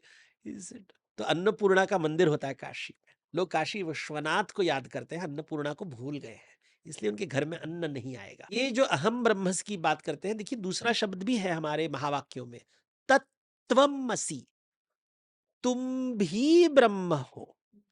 तो तब शिवजी ने पार्वती को कहा तत्वमसि, केवल अकेला कोई नहीं रहता है। तो उसने कहा कि मैं खाना बनाती हूं, खाने वाले के बिना खाना पकाने वाले का कोई अस्तित्व नहीं है। ज्ञान का वैल्यू क्या है अगर कोई सीखने वाला नहीं है? जब तक स्टूडेंट नहीं होगा, टीचर का वैल्यू क्या है? नॉलेज का वैल्यू कब होता है? पानी कब बहता है? From a high level to a low level. तो ज्ञान हैज नो वैल्यू। क्या हम ब्रह्मस्मि, अरे हाँ, तो क्या होगा? पत्थर का वैल्यू कब होता है? जब उसको तोड़ के हम हीरा बनाएंगे ना, कुछ उसका वैल्यू, वैल्यू क्या है? मूल्य क्या है?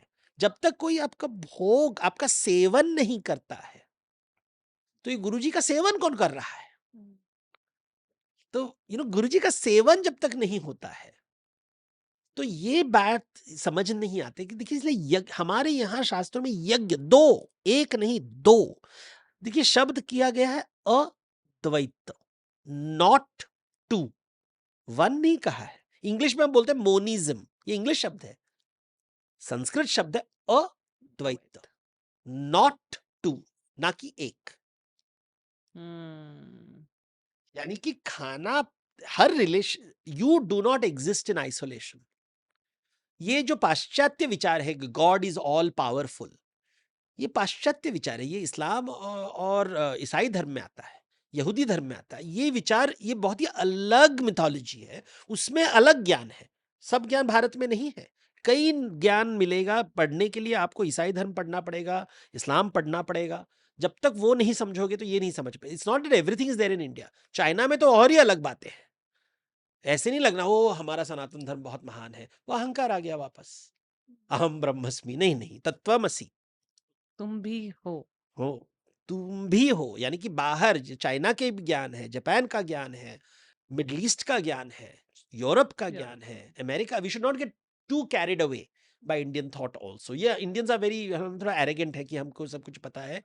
हम ये दूसरों को भी देख कि जब आप, ये जो आइडिया है of God, it really comes from the middle east. India में गॉड प्लस गॉडेस होता है, चाइना में गॉड है ही नहीं, वो बॉदर ही नहीं करते इस विचार को। बोलते क्या बात कर रहे हो तुम? दुनिया में ये मुहावरों का इस्तेमाल, फैंटेसी का इस्तेमाल, वो उसको नहीं पसंद है, उनको बिल्कुल पसंद नहीं। I want to also ask you another question. हमने वैल्यूज के बारे में थोड़ा बहुत बात की। Morals and values are two different things. Morals के नाम पे बहुत सारे ऐसे रूल्स हैं जो थोपे जा रहे हैं, not only on women but on people in general, या कि मोरालिटी ये अलाउ नहीं करती। जैसे आपने अपनी सेक्सुअलिटी के बात की कि आप एक गे मैन हैं, तो मोरालिटी ये अलाउ नहीं कर रही है। Value system is something else. So how do I understand morality और वैल्यूज का डिफरेंस, ताकि मैं अपनी लाइफ को वैल्यू ड्रिवन बना पाऊं, अपने कुछ एथिक्स प्रिंसिपल्स या अपने कुछ असूल बना पाऊं, और एक साथ साथ ये समझ भी रख पाऊं कि this is not the only truth, instead of engaging with morality. क्योंकि ज्यादा टाइम हमारा इसी में एंगेज रहता है कि ये मत पहनो, वो मत करो, यहाँ मत जाओ, वो मत करो, पापा इसको सही नहीं मानते, दादा इसको सही नहीं मानते, माँ इसको सही नहीं मानती। तो इससे कैसे निकले? The classic problem of the youth today and या ऑफ पीपल क्या टुडे। है ना, देखिए प्रकृति में ना मोरालिटी है, ना एथिक्स है, ना लॉ है। प्रकृति में, जंगल में ये सब रूल, जंगल में हमेशा मंगल होता है। कोई रूल्स नहीं होते, दायरा नहीं होता, पदानुक्रम नहीं होता, हायरार्की नहीं होता, बॉर्डर्स नहीं होते, रूल्स नहीं होते, गेट्स नहीं होते, वॉल्स नहीं होते, कुछ नहीं होता है। Open to all. ओपन, लड़ाई करना, कोई भी तुम्हें कभी भी झपट पड़ता है। सिक्योरिटी भी नहीं है, कोई भी शेर आपके घर में आके घुस जाएगा। आपके बिल में ऐसे कोई लॉ नहीं है आपको प्रोटेक्ट करने के लिए। तो आप समाज बनाते हो, उसमें रूल्स बनाते हो, एक प्रकार का लीगल सिस्टम आ जाता है। तो उसमें हम बोलते हो कि कौन कहाँ रहेगा, कैसे रहेगा, आप वहां रहोगे, हम यहाँ रहेंगे, रूल्स बनाने लगते हैं। तो रूल्स का आधार क्या होता है? फिर हम लोग उसूल होते हैं, उसूल होते हैं, ये बड़े बड़े अच्छे शब्द इस्तेमाल करते हैं। जैसे मैंने कहा, उसूल कौन बनाता है? जिसके हाथ में तलवार होता है वो उसूल बनाता है, क्योंकि वो पनिश करेगा। अगर आप नहीं के हाथ काट देगा, पैर काट देगा, तो अब डर से आप उसके उसूल मानने लगते हो। तो कभी कभी बातें होती है जिसका रूल्स नहीं होता, तो रूल्स जब नहीं होते तो फिर एथिक्स शब्द इस्तेमाल करते हैं। एथिक्स, एथिक्स, कि ये ठीक नहीं, देव रूल नहीं है लेकिन ये अनएथिकल है, इलीगल नहीं है लेकिन ये अनएथिकल, अभी शब्द आ गया, क्योंकि जो लीगल, जैसे द्रौपदी का जब वस्त्रहरण होता है तो दुर्योधन वही कहता है कि मैंने रूल्स तो नहीं तोड़े ना, दाव पे तुमने लगाया है। हाँ, और हमारे यहाँ दासियों को हम कुछ भी कर सकते हैं, रूल में बोला गया है दासी से कुछ भी कर सकते हो तुम, ये मेरी दासी है, मैं कुछ भी कर सकते हो। तो लोग बोले अच्छा ethics, it is unethical behaviour because वो लॉ नहीं है। तो बोलते अच्छा ठीक है, बट मुझे आई डोंट अग्री, ये मेरा एथिक नहीं है, हमने दासी से कुछ भी कर सकते हो। She uses this word. Karna तो वहां पे कहता है वैश्या जैसी है वो, कई पत्नी है, पति है उसके, तो वैश्या है, तो वैश्या के साथ कुछ भी कर सकते हैं। तो लोग बोलेंगे यू नो तुम्हारा कोई कॉन्शियंस नहीं है। तो फिर अभी मॉरलिटी आ गया, राइट। तो एथिक्स छोड़ के दुर्योधन तुम मनुष्य हो, मनुष्यता के बारे में बात करो। तो अभी मॉरलिटी आ गया, और कृष्ण ये सब देख रहे हैं। वहां पे द्रोणाचार्य बैठा हुआ है जो आचार्य है, वहां पे बुजुर्ग बैठा हुआ है भीष्म पितामह, पढ़े लिखे लोग, बुजुर्ग लोग सभी बैठे हुए हैं, कोई कुछ नहीं कह रहा है, पति कुछ नहीं। जब जब रूल्स तो ठीक है यार, रूल्स तो इज राइट, तो लॉ चला गया, एथिक्स चला गया, द्रौपदी चिल्ला रही है मोरालिटी, तुम शर्म नहीं है। शर्म शब्द जब इस्तेमाल होता है मोरालिटी आ गया, शर्म नहीं है तुम्हें, मैं तुम्हारी ये भाभी हूं, शर्म नहीं है। वो जो आंखों का शर्म जो होता है वो भी नहीं है तुम्हारे पास, कैसे देख रहे हो तुम। ये समाज टूट रहा है, यानी कि दायरा ही नहीं रहा अभी। यानी कि अब पशु और पशु में और पुरुष में फर्क क्या है। और कृष्ण वहां आते हैं और इमीडिएटली मैजिक से बचाते हैं उसको, मैजिक से। By the way original Mahabharat में वस्त्रहरण में कुछ ऐसा नहीं होता, कोई मैजिक नहीं है। नहीं है। ये बाद में लिखा है, क्योंकि लोगों को ये कहानी पढ़ के व्यास की कहानी से डर लगने लगे, कितनी भयानक कहानी है ये। तो क्या हो रहा है ओरिजिनल जो महाभारत है उसमें? कुछ पता नहीं, जो सोचना है सोच लीजिए। अच्छा। श्री कृष्ण आके वस्त्र लेके हमको बोलते आ हा दर्शन हो गया है। ये भक्ति चमत्कार। काल में एक आता है। ये चमत्कार हो गया। कई बार जब द्रौपदी बात करती है, जो डायलॉग्स देखते हैं संस्कृत में, वो हमेशा कहेगी मुझे पब्लिकली मेरे कपड़े वस्त्र हरण हुआ, लेकिन वो कभी नहीं कहती कि श्री कृष्ण ने मेरी रक्षा की। ये बात वो नहीं बोलती, वो हमेशा बोलती कि मेरा वस्त्र हरण हुआ, वस्त्र हरण हुआ, वस्त्र हरण हुआ। वो हमेशा यही बोल रही है हर डायलॉग में। यानी कि जो कृष्ण का जो एपिसोड है वो बाद में डाला गया, क्योंकि लोगों को ये भयानक दृश्य नहीं देखना है। जैसे सेंसर बोर्ड होता है ना, सेंसर बोलता है कि नहीं नहीं नहीं इट्स टू बैड, ये मत डालो। तो सेंसर बोर्ड ने कहा कि कुछ अभी ये बहुत नेगेटिव है, तुम कृष्ण का एपिसोड डाल दो वहां पे। तो भक्ति काल में बहुत फेमस हो गया। आप मूर्तियों में, बाय द वे मंदिरों में वस्त्रहरण से सीता आपको मूर्ति मिलेगी जहां पे बाल से खींचते हुए द्रौपदी को लाए हैं, लेकिन श्री कृष्ण वस्त्र दे रहे हैं उसकी मूर्ति नहीं मिलेगी, वो बाद में आता है। कई हजारों रिसेंटली लोग मूर्तियों बनाए हैं, लेकिन मंदिरों में ये दर्शन नहीं दिखाई देता है। तो ये बात है, तो ये मोरालिटी, ये महाभारत में ये बात आ रही है। और श्री कृष्ण कह रहे देखो, ये सब जो उसूल वसूल की बात करते हैं ना, उनमें दर्शन नहीं कर रहे, सहानुभूति नहीं है। जिसके पास सहानुभूति नहीं है, आत्मीयता नहीं है, वो हमेशा वसूलों की बात करता है। नहीं तो शांति से बोलेगा कि देखो टेंशन क्या है, सॉल्व करो ना, इतना नेगेटिव एनर्जी क्यों लेके आ रहे हो, तुम शोषण कर रहे हो, दिखाई नहीं दे रहा है तुम्हें, तुम यज्ञ नहीं कर रहे हो। यहां पे यज्ञ नहीं हो रहा है, कौन दे रहा है कौन ले रहा है, ना तुम दे रहे हो ना ले रहे हो, तुम छीन रहे हो। छीन रहे हो। और पशु छीनता है, मनुष्य नहीं छीनता। जब छीनते हो तो फिर तुम राक्षस बन गए। छीनने का काम राक्षस करता है, तो तुम राक्षस बन गए। तो उस समय दुर्योधन जो भी बोले, डायलॉग बोले, उसका सब टॉप लॉयर है, सुप्रीम कोर्ट का सबसे टॉप हाई पेड लॉयर आके बोल दिया कि देखो sir, we have proved it is not immoral, it is not unethical, it is within the law. तो फिर अपना जजमेंट भी आएगा कि yes yes it is okay to do Draupadi's वस्त्रहरण। साइन मैंने कर लिया बिकॉज मैं अभी सुप्रीम कोर्ट में हूं। द्रौपदी बोल रही एक्सक्यूज मी, ये संस्कृति नहीं है, ये क्या आप बोल रहे हो, क्या डायलॉग बोल रहे हो। ये मनुष्य अभी जो दुनिया में हो रहा है, पैलेस्टाइन, ये हम क्या बोल रहे हैं कि भैया इंसानियत, आप क्या तर्क दिखा रहे हो। इंसानियत एक चीज होती है, लेकिन पशु क्या करता है?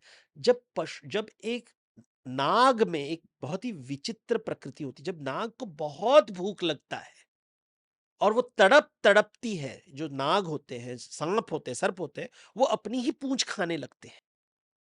उनको समझ में, इतना पागल हो जाते हैं कि अपने आप को खाने लगते हैं।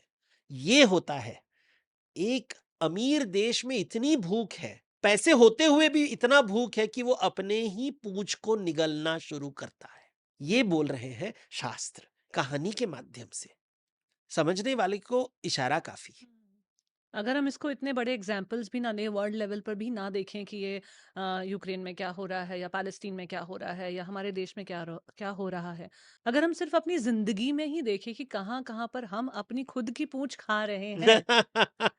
मुझे अभी आपसे बात करते करते कई सारे ऐसे विंडोज दिमाग में ओपन हो रहे हैं कि हम कहाँ कहाँ पे खुद के ही अगेंस्ट खड़े हैं विदाउट अ रीजन। अगर हम उतना भी सीख पाए इस कॉन्वर्जेशन से तो I think it's quite eye opening. Duryodhana कह रहा है कि मेरे पास इतना धन है, लेकिन मैं अपने 5 भाइयों के साथ शेयर नहीं कर सकता।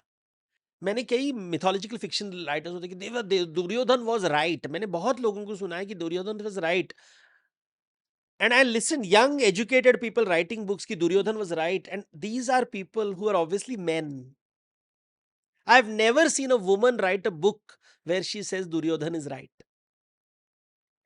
But I'll give you an example. कई feminists थे, I had a conversation जो कहे कि but I don't think Ravan was bad. मैंने कहा कि wait a minute. I said you're okay with a woman being abducted? अपहरण? सिर्फ ने मुझसे प्यार करता था। सर हे भगवान, ये तो बॉलीवुड फिल्म हो गया कि स्टॉकर को आप प्रेमी बोल रहे हो। ऐसे मतलब कोई जो आपसे प्यार करता है वो आपको मार, डोमेस्टिक वायलेंस उसको बोलते हैं ना, जो नॉर्थ इंडिया में मैंने बहुत डायलॉग सुना है, जो प्यार करता है वो मार सकता है। इतना भयानक डायलॉग में केवल हिंदी भाषियों में सुना है कि मैं प्यार करती हूँ इसलिए मैं मार सकती हूँ। तो ये अब्यूज, पत्नियों को मारते हैं, वी नो एजुकेटेड फैमिलीज में होता है ये तो, लेकिन प्यार करते हैं तो फिर इस हम रावण को भी क्षमा कर देंगे क्योंकि वो वेद ज्ञानी है। हम हाउ वी अपने आप को हम माया जाल में फंसाते हैं, अपनी ही पूंछ खाते हैं। रावण भी अपनी पूंछ खा रहा है, उसे समझ में नहीं आ रहा है। दुर्योधन भी अपना पूंछ खा रहा है। इसलिए मैंने कहा रामायण में एक मूर्ख है, महाभारत में 2 मूर्ख है, दोनों तरफ मूर्ख है। और श्री कृष्ण वहां बैठ के बोल रहे हैं भगवान इनको धर्म कैसे समझाऊं? धर्म का मतलब क्या है? यज्ञ करना, देना, लेना। धर्म देना, का मतलब और धर्म से रिलेटेड कुछ वर्ड्स हैं जो आजकल बहुत यूज हो रहे हैं, उनका मतलब मैं आपसे भी पूछना चाहूंगी, लेकिन उससे पहले I want my viewers to pause at this moment and really reflect कि वो अपनी पूछ अपनी लाइफ में कहाँ पर खुद खा रहे हैं, कहाँ पर वो खुद के अगेंस्ट खड़े हैं। अगर आपको कॉन्फिडेंट रिलेटेड इश्यूज हैं, आपको अपनी पर्सनालिटी रिलेटेड इश्यूज हैं, इंट्रोवर्ट एक्सट्रोवर्ट रिलेटेड इश्यूज हैं, लोगों से बात करने में सहम जाते हैं, देखिए कहाँ पे आप खुद के अगेंस्ट खड़े हैं। तभी वो रियल लर्निंग इस कॉन्वर्जेशन के थ्रू हो पाएगी। I just don't want this learning to be a beauty, क्योंकि बहुत ही खूबसूरत आपका जो स्टोरी टेलिंग है ना देवदत्त, वो इतना खूबसूरत है। मैंने आपको कई इवेंट्स पे सुना है, कई जगह आपको इंट्रोड्यूस किया है, कई बार आपसे पहले भी मिलने का मौका बना है। लेकिन आपका जो ये जो स्टोरी टेलिंग स्टाइल है कि इसमें इतना मुग्ध हो जाता है इंसान कि उसी लोक में घूमने लगता है। तो मैं थोड़ा सा उनको अपने इस लोक में अपने जीवन में बुलाना चाहूंगी और उन्हें कहूंगी कि जरा आप 2 मिनट पॉज लेकर सोचिए कि आप अपनी लाइफ में अपनी पूंछ कहाँ खा रहे हैं। वहीं से आपकी द जर्नी विद इन की शुरुआत हो जाएगी। अच्छा, अब आपने धर्म की बात की कि धर्म क्या है, आपने थोड़ा समझाया कि धर्म क्या है।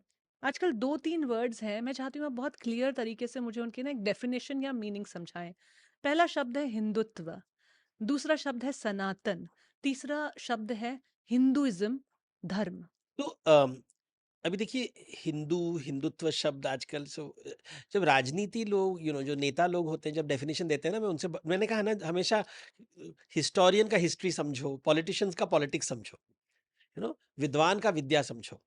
तो पॉलिटिशियन से दूर रहना चाहिए, बहुत ही नेगेटिव लोग होते हैं। मैं तो दूर रहता हूँ, बहुत ही, बिकॉज उनको पावर चाहिए तो वो आपसे पावर छीन लेंगे और उनके बाद आप पावरलेस हो जाओगे।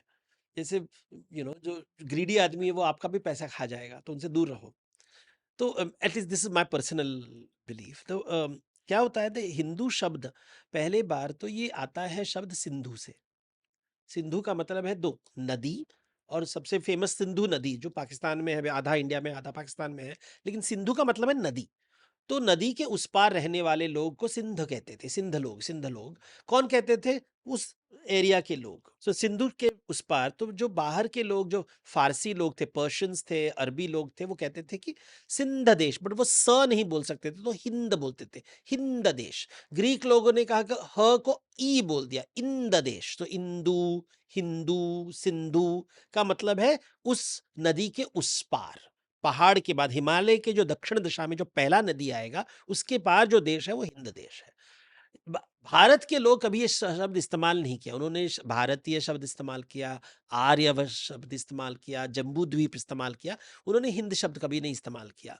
लेकिन 13वीं शताब्दी में जब तुर्क आने लगे, अफ़गान आने लगे, तो उन्होंने कहा कि ये तुर्क वाले लोग हैं और तुर्क धर्म वाले लोग हैं और हिंदू धर्म वाले लोग हैं। तो ये एक नया विचार आने लगा, जो आने लगा। तो ये लगभग 1000 साल पहले, 800 साल पहले एक नया विचार आने लगा, इस्लाम आने लगा और उसके रहन-सहन का तरीका अलग था, उनकी मूर्तियाँ अलग थी। तो उन्होंने कहा अच्छा इनका संस्कृति अलग है, तो ये तुर्क धर्म और हिंदू धर्म। तो पहली बार ये शब्द आता है 800 साल पहले। इसके बाद 19वीं शताब्दी में जब ब्रिटिश आते हैं, तो वो उस समय उनको चाहिए आपका धर्म क्या है? आपका धर्म क्या है? What is your religion? The religion word आ गया वहाँ पे। तो they wanted to know what is your religion, और उनके हिसाब से रिलिजन जिसके पास किताब होता है, वही रिलिजन होता है। तो उन्होंने क्रिश्चियनिटी का किताब है, हमारा एक किताब है, हम उसको फॉलो करते हैं, तो हम क्रिश्चियंस हैं, आपका किताब क्या है? तो उस समय लोगों ने कभी हमने सोचा नहीं था ये सब चीज़ें, बिकॉज़ ये तो हमारे लिए सब जगह है। और फिर उन्होंने कहा कि मुसलमानों के पास भी ये किताब है, कुरान है, क्रिश्चियन के पास भी, तो हम हिंदू में कुछ तो होना चाहिए, किताब तो होना चाहिए। किताब को हमने इम्पोर्टेंस देने लगा। तो फिर उस समय वेद को ढूँढने लगे, उपनिषद को ढूँढने लगे। तो राजा राम मोहन रॉय ने कहा कि देखो ये जो हमारा हिंदू धर्म है, हम इसको हिंदुइज़्म बोलेंगे। तो ये शब्द आया अर्ली 19th सेंचुरी में। राजा राम मोहन रॉय ने पहली बार ये शब्द इस्तेमाल किया, हिंदुइज़्म, समझाने के लिए। हमें नहीं चाहिए ये शब्द, आपके लिए हमने बनाया शब्द, अंग्रेज़ों के लिए शब्द बनाया गया। लेकिन उन्होंने कहा कि उस समय राजा राम मोहन ने कहा कि देखो हमारे जो हिंदुइज़्म में कई ऐसे प्रैक्टिसेस हैं जो ठीक नहीं है। विधवा को जला देना, सती प्रथा, या उन्हें शादी करने की अनुमति नहीं दी गई, बच्चों का विवाह करना, ये सब गलत काम है, हमें रिफ़ॉर्म करना चाहिए। तो उन्होंने समाज के निर्माण, समाज कल्याण के लिए कई समाज निर्माण हुए, जैसे आर्य समाज, ब्रह्मो समाज। आर्य समाज बहुत बाद में आता है, 1875 में, बट धीरे-धीरे स्वामीनारायण संप्रदाय, तो अलग-अलग ऐसे समाज को कल्याण के लिए कई ऐसे ग्रुप्स आने लगे। इससे क्या हुआ, कई जो रूढ़िवादी लोग थे उनको डर लगा कि अरे हमारे धर्म में ऐसे क्या। देखिए जब रिफॉर्म की बात करते हैं जिसमें हमें कुछ कमी है, तो बहुत डिफेंसिव हो गए, गुस्से में, क्या हम, हमारे शास्त्र में जो भी लिखा है सही लिखा है, हमारे शास्त्र में जो भी लिखा है सही लिखा है। उन्होंने ये नहीं सोचा कि देखो शास्त्र समय के साथ बदलते हैं, क्योंकि मनुस्मृति में वेरी क्लियर है कि देखो हर चीज बदलता है, देश के साथ, गुण के साथ, काल के साथ, time, place and people, three things. So उन्होंने रिएक्ट करके ये शब्द निर्माण किया कॉल्ड हिंदू का तत्व, हिंदुत्व। ये चंद्रनाथ बासु बंगाल में किया, दोनों शब्द बंगाल से आते हैं, हिंदुइज्म, हिंदुत्व, वो भी 19वीं शताब्दी में। फिर 20th सेंचुरी में सावरकर हिंदुत्व शब्द को उठाते हैं और फेमस करते हैं, और आजकल ये शब्द है कि हमारे शास्त्रों में कोई प्रॉब्लम नहीं है, 100% परफेक्ट है। तो जब लोग हिंदुत्व कहते हैं, वो कह रहे हैं कि हमारे शास्त्रों में कोई प्रॉब्लम नहीं है। जब हिंदुइज्म कहते हैं, वो कह रहे हैं कि हमारे शास्त्र में कुछ प्रॉब्लम, अच्छी चीजें हैं, बुरी चीज भी है। ऐसे दो प्रकार के। तो जो हिंदुइज्म शब्द इस्तेमाल करते हैं, वो कहते हैं कि देखो हर धर्म का एक इतिहास होता है, हर धर्म समय के साथ बदलता है, कभी अच्छी चीज होते हैं, कभी बुरी चीज होते हैं, समय के साथ हमें बदलना है। जो हिंदुत्व लोग होते हैं वो कहते हैं कि नहीं, हमारे शास्त्र में जो भी लिखा है परफेक्ट है, कुछ भी गलत नहीं है, तुम गलत हो, तुम में प्रॉब्लम है, शास्त्र में प्रॉब्लम नहीं है। अभी ये केवल भारत में नहीं है, पूरी दुनिया में है, इस्लाम में भी ऐसे है। कुछ मुसलमान हैं कहेंगे कि देखो कुरान हदीस में की चीजें लिखी है, लेकिन आधुनिक समय में हर चीज को नहीं हम मान्य करते। जैसे समलैंगिकता, समलैंगिकता कुछ लोग कहेंगे कि वो कहेंगे देखो ये मॉडर्न सोसाइटी में हमें मॉडर्न तरीके से रहना है, और विमेन्स राइट्स होता है, गे राइट्स होता है, हम सबको साथ लेके चलना है। ऐसे कई मुस्लिम्स हैं।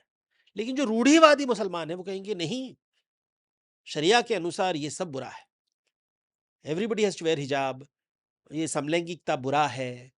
तो ऐसे उधर भी विभाजन है, क्रिश्चियंस में भी ये विभाजन है। कुछ क्रिश्चियंस कहेंगे कि देखो मॉडर्न सोसाइटी है, पादरी केवल पुरुष क्यों, स्त्री भी बन सकते हैं। जो प्रीस्ट होते हैं पहले जमाने में केवल पुरुष बनते थे, अभी स्त्री भी बन सकते हैं। लेकिन कुछ लोग कहेंगे, जो रोमन कैथोलिक चर्च है, नहीं नहीं नहीं, ये अलाउड नहीं है। रोमन कैथोलिक चर्च के पहले जमाने में बोलते हैं डिवोर्स नहीं हो सकता है, डिवोर्स कोई नहीं कर सकता। जब प्रिंस चार्ल्स का डिवोर्स हुआ था बहुत प्रॉब्लम हुआ था उनको। लेकिन जो रूढ़िवादी है, जैसे अमेरिका में अगर आप जाओ, रूढ़िवादी क्रिश्चियंस जो हैं वो कहेंगे कि women have no rights on their body, they can not do abortion, miscarriage नहीं कर सकते। अगर लेडी प्रेग्नेंट हो गई फॉर व्हाट, रेप से भी अगर आप प्रेग्नेंट हो गए, आप उसका अबॉर्शन नहीं कर सकते। कितना भयानक विचार, ये जीसस ने कहा है। लोग कह रहे हैं किताब में दिखाओ कहाँ जीसस ने कहा है ये सब, बोल रहे नहीं नहीं नहीं, हमारे शास्त्रों में लिखा है। तो ये जो हिंदुइज्म, हिंदुत्व का जो विभाजन है भारत में, वो पूरी दुनिया में मिलता है, पूरी दुनिया में। अभी चाइना में आप जाओ तो वो वहां पे भी आप देखोगे कि ऐसी किताब विताब तो है नहीं, तो बोलेंगे कि अच्छा विमेन्स राइट होना चाहिए नहीं होना चाहिए। तो बोले, एक लोग कहेंगे नहीं हमारे पूर्वज कहते थे, जो कहते थे वो सही कहते थे। और कुछ लोग कहेंगे देखो आधुनिक समय के साथ बदलना चाहिए। तो वेदों में क्या लिखा है जब लोग, इसलिए हिंदुइज्म और हिंदुत्व का ये अर्थ है। तो मैं आपसे जानना चाह रही हूँ कि वेदों के हिसाब से हिंदू कौन है, क्या है? क्योंकि उस पर बहुत आजकल विवाद है और मैं कमेंट सेक्शन में भी देखती हूँ कभी-कभार। मेरे तो ख़ैर बहुत कम होता है because our podcast is not on that theme, but मैं पढ़ती हूँ कि इतना आक्रोश है, इतना इतना फ्रस्ट्रेशन है इस चीज़ को लेकर। और मैं ये सवाल मैं आपसे इसलिए पूछ रही हूँ क्योंकि आप एक तरह से एक्सपर्ट हैं। आपने ये सब चीज़ें पढ़ी हैं, एक विश्लेषण किया है, समझा है चीज़ों को। तो आप बताइए कि कौन हिंदू कौन होता है? उसकी क्या प्रॉपर्टीज़ होती हैं? क्या हिंदू ट्रेट्स का होते मतलब हैं? है जो यज्ञ अच्छे से करता है, बस। और कोई इसका और धर्म का मतलब है यज्ञ करना, इति धर्म, यज्ञ स्थापना। यानी कि दो लोगों के बीच में आदान प्रदान कैसे होता है। वो दूसरा आदमी कौन है, वो एक हो सकता है, दो हो सकता है, समाज हो सकता है, जो भी हो सकता है। देवता आपका कौन है, देवता पहले बताओ तुम्हारा देवता कौन है। 33 कोटि तो हमारे शास्त्रों में लिखा है कि 5 तो देवता निकालो, 5 यज्ञ तो करना चाहिए तुम्हें। मनुस्मृति के अनुसार 5 यज्ञ करना चाहिए। पंच यज्ञ उसको कहते हैं, महायज्ञ होता है 5 यज्ञ। अपने आप को खाना खिलाओ, ये ऐसे हाथ ऐसे करते हैं, हम अपने आप को खाना राइट हैंड से, नॉट लेफ्ट हैंड से। इंडिया में वो बहुत रूल है। हमने खा लिया, फिर जो आपको खाना खिलाए उनको भी खाना खिलाओ, अपने फैमिली को खाना खिलाया, अपने पितरों को खाना खिलाया, फिर पशु पक्षियों को भी खाना खिलाओ, हाथ में लेके हथेली से। 5 यज्ञ तो करो। जो यज्ञ करता है वो धर्म करता है, जो धर्म करता है वो हिंदू है, बस। और मैंने थोड़ी ना बताया है, ऋग्वेद में है, यजुर्वेद में है, मनुस्मृति में है, मैंने तो शास्त्र की बात की। श्री कृष्ण भी कह रहे हैं कि धर्म स्थापना युगे युगे। धर्म स्थापना का मतलब क्या है, यज्ञ करो। पांडवों को बोल रहे हैं कि भैया स्वाहार तथास्तु करो, ना कि सही गलत की बात। सही गलत की बात, ये हलाल हराम की बात जो होती है वो कुरान से आता है। सही गलत, राइट रॉन्ग, ये बाइबल से आता है। ये शब्द भारत में नहीं है। जब बोलते हैं ना धर्म अधर्म, अधर्म का मतलब है छीनना। खाना जब तुम छीनते हो अधर्म है। जब तुम खाना स्वाहा तथास्तु करते हो, नैवेद्य देते हो, प्रसाद लेते हो, फिर धर्म हुआ। जब तुमने खाना छीना या फिर जुआ खेल के किसी को फंसाया, फिर वो अधर्म हो गया। तो फंसाने का काम, छीनने का काम, शोषण करने का काम जो मनुष्य नहीं करना चाहिए, पशु करते हैं। पशु ये सब करते हैं, वो गेम्स खेलते हैं पकड़ने के लिए, जो जो छिपकली होती है, जो रंग बदलने वाले, क्या उसको बोलते हैं कभी जिनको, गिरगिट, हाँ, गिरगिट। गिरगिट होता है, वो अपना रंग बदलता रहता है। वो आपको ट्रिक करता है, आपको ट्रिक करके आपको खाना वो उसको भूखा है, वो पशु है, वो पशु ये सब कर सकता है।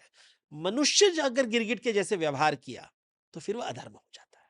हुँ। मनुष्य केवल यज्ञ, तो शब्द बहुत सिंपल है। हिंदू धर्म इतना कॉम्प्लिकेटेड नहीं है। लेकिन लोग जो कहते हैं ना मैंने वेद पढ़ा है, अरे वेद पढ़ा तो ऋग्वेद के बारे में बात कर। पहला श्लोक में यज्ञ शब्द लिखा हुआ है। अग्नि को आवाहन दिया जा रहा है और बोल रहे कि मैं कुछ दे रहा हूं, तुम मुझे कुछ दो। उसका विश्लेषण यजुर्वेद में है। तो ये वही क्लियर है। तो वही बात रामायण महाभारत में बोल रहे हैं कि देखो यज्ञ करो, यज्ञ करो, यज्ञ करो, यज्ञ करो। यजमान कौन, देवता कौन? राजा यजमान होना चाहिए, देवता नहीं होना चाहिए। रावण रावण राजा है। राम को हम तपस्वी राजा कहते हैं। तपस्वी राजा का मतलब क्या है? वो यज्ञ कर रहा है और कह रहा है कि मुझे, मैं तपस्वी हूं, तो जो भी मुझे मिलेगा मुझे नहीं चाहिए, मैं वापस दे दूंगा दे आपको, दूंगा। Because I have no desire, मेरे मैं संतुष्ट हूं। तपस्वी जो संतुष्ट होता है, तपस्वी राजा का अर्थ है संतुष्ट राजा, हम्म, जो कुछ नहीं चाहता है। लेकिन देखिए हमारे जो नेता वो सिर्फ चाहते हैं और दो और दो और दो और दो और दो और दो और दो और दो, और वो शोषण जब करने लगते हैं और अपने आप को धार्मिक मानते हैं, तो ये तो बहुत ही यू नो बिल्कुल हास परिहास जैसे एपिसोड हो गया फिर। तो हिंदू धर्म इज सिंपल, रूल बेस्ड नहीं है ये। इसलिए is it right, wrong, legal, illegal, immoral, ethical, value, ये सब शब्द आते हैं हमें किताबी दुनिया से। यहाँ पे हम किताब नहीं, हम क्रियाओं की दुनिया में आते हैं, और यहाँ यज्ञ को सबसे बड़ा इंपॉर्टेंस दिया गया है। हमारा लिखित परंपरा तो था ही नहीं, और उसमें भी कहा गया है कि हर समय जो नियम होते हैं सोसाइटी में, जो नियम होते हैं, मनुस्मृति में वेरी क्लियर है कि देखो नियम देश के साथ बदलेगा, समय के साथ बदलेगा, और गुणों के साथ बदलेगा। आप किस लोगों से बात कर रहे हो, लोगों को देख के नियम बदल जाएगा। जो 10 साल पहले का नियम समय के साथ बदल जाएगा। बंबई का नियम बंगाल का नियम अलग होगा, क्योंकि अलग जगह, स्थल अलग है। जो अगर आप नदी के बगल में रह रहे हो, नियम अलग होगा। आप अगर रेगिस्तान में रहते हो, नियम अलग होगा। तो ये सब मैं थोड़ी ना बोल रहा हूँ, देवदत्त पटनायक नहीं बोल रहा, ये शास्त्र में सभी लिखे हैं। मैं आपसे इस सवाल को इसलिए भी पूछना चाह रही थी क्योंकि जो हिंदू शब्द का जिस तरह से इस्तेमाल हो रहा है, बहुत ज़्यादा सही और गलत के बीच में एक डिवाइड क्रिएट किया जा रहा है कि कुछ चीज़ें जो हैं वो सही हैं और कुछ चीज़ें जो हैं वो गलत हैं। हाँ। लेकिन आपसे इस डिस्कोर्स में समझ में आ रहा है कि थोड़ा फ्लेक्सिबिलिटी जो है वो एक काफ़ी बड़ा ट्रेट है एक एक हिंदू का। और मैं अगर अपनी इन माइथोलॉजिकल स्टोरीज पे भी जाऊं, रामायण, महाभारत, तो जो हमारे जो देवता हैं इनमें, जो कृष्ण है या राम है, वो भी इतने फ्लेक्सिबल हैं अपने रूल्स को लेकर। अगर वो झूठ नहीं बोलते हैं, लेकिन ज़रूरत पड़ी तो उन्होंने भी झूठ भी बोल दिया। झूठ भी बोल दिया। छल कपट नहीं करना चाहिए, लेकिन ज़रूरत पड़ी तो उसको किस तरह से किया गया। तो आई थिंक हमें थोड़ा-सा ये समझना पड़ेगा कि द एप्लीकेशन क्या है और फ्लेक्सिबिलिटी कहाँ है? तो क्या है ना, जो किताबी रिलीजन्स होते हैं, जहाँ पे बुक होता है, वो लीगल सिस्टम से काम करते हैं। लीगल नियम होता है, नियम तोड़ोगे तो तुम जहन्नुम में जाओगे, नियम का पालन करोगे तो जन्नत में जाओगे। हिंदू धर्म में स्वर्ग नर्क है, तो लोगों को लगता है स्वर्ग इज इक्वल टू जन्नत एंड नर्क इज इक्वल टू जहन्नुम। ये सही नहीं है। यहाँ पे अकाउंटिंग का लैंग्वेज चलता है, लीगल लैंग्वेज नहीं, अकाउंटिंग का लैंग्वेज। ऋण होगा तो नर्क में जाओगे, ऋण से मुक्ति प्राप्त करना। क्रेडिट होगा तो स्वर्ग में जाओगे, डेबिट होगा तो नर्क में जाओगे। और अगर डेबिट क्रेडिट नहीं होगा तो मोक्ष मिलेगा। तो अकाउंटिंग लैंग्वेज। जब आप बाइबल पढ़ते हो, चर्च की बातें सुनते हो, या आप कुरान पढ़ते हो, हदीस पढ़ते हो, तो भाषा अलग है। भाषा लीगल सिस्टम का है, न्याय की भाषा, न्यायाधीश की भाषा, वकालत की भाषा। ये भाषा ही अलग है। वकील और वणिक में बहुत फर्क होता है। हमारे शास्त्र वणिकों की दुनिया है। तो ऋण की बात करेंगे, पंच ऋण। यज्ञ क्यों करते हो? ऋण से मुक्त होने के लिए। जब आप यज्ञ करते हो तो क्रेडिट डेबिट होता है। अगर क्रेडिट होगा तो स्वर्ग में जाओगे, डेबिट होगा तो नर्क में जाओगे। अभी क्रेडिट का संस्कृत शब्द क्या है? पुण्य। पाप डेबिट। डेबिट। लेकिन हमने अनुवाद क्या किया है पाप का? सिन। और अनुवाद किया है पुण्य का ऑपोजिट क्या है? मैं पूछता हूं लोगों को, सिन का ऑपोजिट क्या है इंग्लिश में, बताओ। There is no opposite for sin. Right. तो हमने अलग गलत शब्द इस्तेमाल कर दिए, क्योंकि 19वीं शताब्दी में अंग्रेज आए, अंग्रेजों ने कहा कि बताओ इस शब्दों का अर्थ क्या है। हमने गलत अर्थ लिया, अभी उसी को पकड़ के जो आपके गुरुजी है वही किताब पढ़ रहे हैं। झूठ बोल रहे हैं आपके, वो शास्त्र पढ़ रहे हैं। हम संस्कृत जानते हैं, संस्कृत जानते हैं, संस्कृत जानते हैं, तो ये क्यों नहीं बताया आपको कि हिंदू धर्म यज्ञ से जुड़ा हुआ है, और यज्ञ कुछ ऐसा स्वाहा स्वाहा वाली दुनिया नहीं है। वो आ, जब जब हम शिव और पार्वती की मूर्ति देखते हैं तो उन दोनों के बीच में यज्ञ चालू है। कोई प्रश्न पूछ रहा है, कोई उत्तर दे रहा है, कोई स्वाहा कर रहा है, कोई तथास्तु कर रहा है, फलस्तुति हो रही है, आवाहन हो रहा है, विसर्जन हो रहा है। ये सब आपको, ये एक रूपक है, समझ। इसको कहते हैं देह देही, जो दिखता है और जो नहीं दिखता है। जैसे हम, मन दिखता नहीं है, शरीर दिखता है। देह, मन को देही कहेंगे, जो देह के भीतर होता है, देही। ये शब्द कहां से आ गए? भगवत गीता। कॉम्प्लिकेटेड नहीं है। लेकिन मैं आपके मन को नहीं देख सकता, आपके शरीर को देख सकता हूँ, अलंकार को देख सकता हूँ। आपका शरीर सुंदर है, आपने अलंकृत शरीर से, इसका ये मतलब नहीं आपका मन सुंदर होगा। सुंदर हो। शब्दार्थ और भावार्थ की बात करते हैं भाषा में। शब्दार्थ और भाव शब्द से बहुत महत्वपूर्ण है। तो गुरुजी शब्दार्थ से बात कर रहे हैं या भावार्थ से बात कर रहे हैं? यज्ञ को हम शब्दार्थ रूप में देखें या भावार्थ रूप में देखें, देह को देखें या देही को देखें। आत्मज्ञान का मतलब है देही की तरफ जाना। देही का मतलब है अर्थ। अर्थ का निर्गुण होता है, शब्द सगुण होता है। अभी देखिए, मैं जो भी शब्द इस्तेमाल कर रहा हूं, सब शब्द अर्थ तो सबको पता है, उसको जोड़ने का काम, सूत्र से जोड़ना। जैसे रंगोली बनाते हैं, अलग अलग डॉट होता है, उसको डॉट करके बहुत सुंदर बनाना, वो काम होता है शास्त्री का। आपने एक हिंदू धर्म का जो एक बहुत ही सिंपल सा एक एक्सप्लेनेशन दिया, और यज्ञ जो है वो यहाँ पे एक मेटाफर है। It is not the physical yajna जिसमें एक हवन कुंड हो, जरूरी नहीं है। इट इज एन एक्सचेंज जी ऑफ गिविंग एंड टेकिंग, जी गिविंग एंड रिसीविंग रादर। तो ये जो एक बहुत खूबसूरत डेफिनेशन है। साथ ही साथ I want to also say that when we are talking about other religions, हम किसी को ऊपर या नीचे नहीं रख रहे वो हैं, बस अलग है, डिफरेंसेस बता रहे हैं वो कि वो डिफरेंट है। अलग है। सी, हमारा मन जो होता है ना, वो कहता है कि जब हम दो चीजें दिखा देंगी किसी को, जैसे जैसे मैंने शिव और विष्णु के बीच में बात कर लिया, तो लोग कहेंगे कि शिव अच्छा है, विष्णु अच्छा है। क्लासरूम में आप जाए, दो चेयर होगा तो हमारा दिमाग कि वो चेयर अच्छा है या दूसरा चेयर अच्छा है। हम दो चेयर को स्वीकार नहीं कर सकते, क्योंकि हम एक चेयर पे बैठते हैं, हमको लगता है दूसरा चेयर गलत ही होना चाहिए। क्योंकि ये है ना, हम ब्रह्मस्मि तत्वमसि, हम नहीं फोकस करते हैं। हमें अहम ब्रह्मस्मि, अगर केवल अहम ब्रह्मस्मि की बात करें आप, तो आप अहंकार की दुनिया में फंस जाओगे। जिस दिन आप तत्वमसि की बात भी करोगे, फिर अहंकार से आत्मा की यात्रा शुरू होती है। ये अहंकार आपको ऐसे फंसा देगा कि मेरा धर्म सर्वश्रेष्ठ है, मेरा राज्य सर्वश्रेष्ठ, मेरा शरीर सर्वश्रेष्ठ है, मेरा जात, मेरा कुल, मेरा राष्ट्र। तो राष्ट्र, ब्रह्मांड में राष्ट्र क्या है? समुंदर में एक बूंद भी नहीं है। राष्ट्र राष्ट्र, अरे ब्रह्मांड की बात करो। वैकुंठ में क्षीर सागर है। क्षीर सागर, सागर, क्षीर का सागर मतलब दूध का सागर। उसमें एक कटोरी भर दूध डाल दिया तो ये तुम्हारा $1 कंपनी हो गया। हमारे विष्णु कह रहे हैं कि देखो, मैं तुम्हें क्षीर सागर दे रहा हूं और तुम $1 ट्रिलियन इकोनॉमी की बात कर रहे हो। इसी से संतोष हो गए? संतोष तो नहीं होगा, संतोष कैसे होगा? नहीं होगा, क्योंकि ट्रिलियन की बात तो पॉसिबिलिटी बहुत बड़ी है।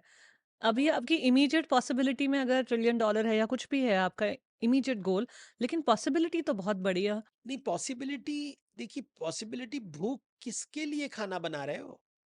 ये हम भूल जाते हैं ना। खाना मैंने पका लिया, खुद खा लिया, उसके बाद अपने बच्चों को खिला दिया, बस। उसके दुनिया बाद में भूख, उसके बाद, उसके बाद, उसके बाद, और 4 घंटे बाद वापस भूख लगेगी। और आपने दाल बना दिया, बच्चे बोलेंगे पिज्जा खाना है। और बाहर की दुनिया, घर के बाहर जितने भूत पिशाच बैठे हुए हैं, अगर तुमने उनको खाना नहीं दिया, वो घर आके तुम्हें बर्बाद कर देंगे। तो जो अभी देख रहे हैं ना, अमेरिका देश में क्यों उनके इतना पैसा था उनके पास, अभी इतनी तकलीफ क्यों हो रही है? बिकॉज है वो बकासुर। हम भारत में भी बकासुर बहुत बैठे हुए हैं। सब $1 ट्रिलियन इकोनॉमी किसके लिए? बकासुर के लिए या ऋषियों के लिए, यज्ञ करने वालों के लिए, या बकासुर? बिकॉज बकासुर यज्ञ नहीं कर पाता, उसको इतना भूख लगा है, इसलिए भैया मैं क्या तुम्हें यज्ञ करूं, मुझे भूख लगी है। तो बकासुर बुरा आदमी नहीं है, वो भूखा आदमी है। भी भूखा शब्द को हम बदलते हैं, महत्वाकांक्षी बोलेंगे, चलो। एम्बिशियस। सो जो एम्बिशियस है और एम्बिशन, बकासुर और एम्बिशन में फर्क क्या है? एम्बिशन का असुर बकासुर। क्योंकि एक एम्बिशन जो आपका इमीडिएट गोल होता है या एम्बिशन होता है, वो जाने के बाद आपको समझ में आता है पॉसिबिलिटी तो और है, तो आप और स्ट्रेच करते हो। फिर वहां जाने के बाद समझ आता है पॉसिबिलिटी तो और भी और ज्यादा है। अनंत है। अनंत है। विद्या भी अनंत है, लक्ष्मी भी अनंत है, शक्ति भी अनंत है। देवदत्त जी, मुझे लगता है ये यहाँ समझ नहीं आता लोगों को अनंत है, उनको लगता है अगला वाला। हाँ अगला वाला, वो अनंत नहीं समझ पाते। हाँ। जब अनंत समझ जाएंगे तो शायद हम वहां पे रुक कर उसको महसूस करना, उसको एंजॉय करना और उसमें कंट्रीब्यूशन क्रिएट करना और यज्ञ करना सीख जाएंगे। लेकिन हम ये सोच नहीं पाते कि अनंत है, हमें लगता नहीं अगला, बस अगला ही तो है, बस अगला ही तो है। नशा, यही तो आपका जो गर्द लेने वाला दोष, एक्सटेसी लेने वाला दोष, जो कि आजकल वो केमिकल आ रहे हैं ना, म्याओ म्याओ, ये वो सब केमिकल। वो ये सब यंग लोग आजकल बहुत केमिकल्स ले रहे हैं एंजॉय करने के लिए, और सबको पता है उनकी जिंदगी कैसे बर्बाद हो रही है, और वो सुइसाइड कमिट कर रहे हैं, ये कर रहे हैं, क्योंकि ये नशा है। अल्कोहल एक नशा है, पैसा से। देखिए, हमारे यहाँ देवियों को योगिनी कहा जाता था। लक्ष्मी, दुर्गा, सरस्वती को योगिनी के रूप माना जाता है। कि योगिनी को जब तक आप बांटोगे नहीं, वो आपके बुद्धि को भ्रष्ट कर देंगे। इसलिए योगिनी मंदिर में कभी छत नहीं होता है, क्योंकि वो योगिनी को बांध के नहीं रखते। बकासुर केवल अपने लिए लेता है, तो वो पेट में जाके बदहजमी करती है और बहुत तकलीफ देती है, तकलीफ देती है, क्योंकि कीड़ा है ना। पूरी संसार में जानवर क्या होते हैं? जानवर पैरासाइट जो होता है, और एनिमल में पैरासाइट को क्यों हम, क्योंकि वो केवल शोषण करता है। समाज में हमने महत्वाकांक्षा को इतना इंपॉर्टेंस दे दिया है कि हम चारों तरफ कीड़ों को जन्म कर दिया है, बकासुर को जन्म कर दिया है। हम बोलते हैं कि हमको पैसा चाहिए, लेकिन किसके लिए? पेट तो इतना ही है, इतना ही खाओगे। ठीक है यार, 10 प्राइवेट जेट, चलो। कितना? ये बंदी नहीं हो, मैंने देखा। मैंने सबसे, लोग कहते हैं गरीबी कहाँ होता है, ऐसे अमीर के घर। सबसे ज्यादा गरीबी अमीर के घर दिखाई देगा। दरिद्रपन। दरिद्रपन, वो जो मानसिक भूख। बिकॉज मैं हमेशा कहूं, who is a rich man? Who gives you money. आपका रेस्टोरेंट है, अगर आप किसको वैल्यू करते हो? जो आपके रेस्टोरेंट में आपको पैसे देता है ना। आप उसका वॉलेट साइज, अगर 1 लाख उसके पॉकेट में है, लेकिन उसने आपको 10 रुपए दिए, किसी के पास 1000 रुपया है, वो भी आपको 10 रुपया दिया, तो दोनों में फर्क क्या है? 1 लाख रुपया वाला भी आपको 10 रुपए का आपका पानी पूरी खा लिया, 1000 रुपए वाले भी आपको 10 रुपया, उसके पास 10 रुपए है, वो उसने भी आपको 10 रुपए दे दिए। तो आपके हिसाब से अमीर कौन? ये 3 लोग इंपॉर्टेंट है। लेकिन वो अमीर बड़े गाड़ी में आके बोलेगा, देखो मैं बड़ा आदमी हूं, मेरे को अच्छा सर्विस देना। हेलो, 10 रुपए ही दोगे तुम, 10 रुपए वाला सर्विस ही मिलेगा। ये जो लाइन में बोल रहा हूं, ये बौद्धिस्ट मिलिंद पन्न से कहानी आती है, जहां पे एक वेश्या जिसका नाम है बिंदुमती, वो कहती है कि मेरे पास जो भी आए, अगर उसने मुझे सही पैसे दिए, उसका अगर स्वाहा हुआ, जैसा स्वाहा वैसा तथास्तु में देती हूँ। मैं ये नहीं देखती कि वो ब्राह्मण है, क्षत्रिय है, वैश्य है, शूद्र है, कोई मुझे कुछ फर्क नहीं पड़ता है। मैं केवल स्वाहा के ऊपर ध्यान देती हूँ, और मैं तथास्तु उसके साथ। It is really talking about customer sensitivity, respecting the customer, client को रिस्पेक्ट करना, कि देखो ऊंचे नीचे से मुझे कोई फर्क नहीं पड़ता है। ये भाषा जो है, अभी बिंदुमती की कहानी हमें बताते नहीं कोई। बुद्धिज्म स्टोरी है, बुद्धिज्म केवल बुद्ध के बारे में बात करते हैं, बिंदुमती की बात नहीं करते हैं, जो मिलिंद पन्न से आता है, 2000 साल पहले लिखी गई। तो कहानियां बहुत है हमारे यहाँ, ज्ञान भी बहुत है हमारे यहाँ, पाचन शक्ति कम मुझे लगता है भूख भी कम है। है। पाचन तो तब होगा जब भूख होगी और आप खाओगे और उसके बाद कितना पचाओगे। मुझे लगता है कहीं भूख भी कम है। एंड आई होप इस पॉडकास्ट के थ्रू मेरी ये कोशिश है कि लोगों में थोड़ी वो भूख जाग सके खुद को समझने की, क्योंकि जैसा आपने कहा ना, सेल्फ सेल्फ से शुरू होकर डिवाइन तक जाना और एक एक उसको एक आउटर लेवल पे लेके जाना, एक बड़े लेवल पे लेके जाना। शायद सेल्फ से ही हम शुरुआत करें तो एक एक अच्छा बिंदु होगा शुरुआत के लिए। देवदत्त जी, एक और सवाल मेरे मन में आ रहा है। आपने एडिक्शन की बात की है ना, और मैं सिर्फ सब्सटेंस अब्यूज की बात नहीं कर रही हूँ।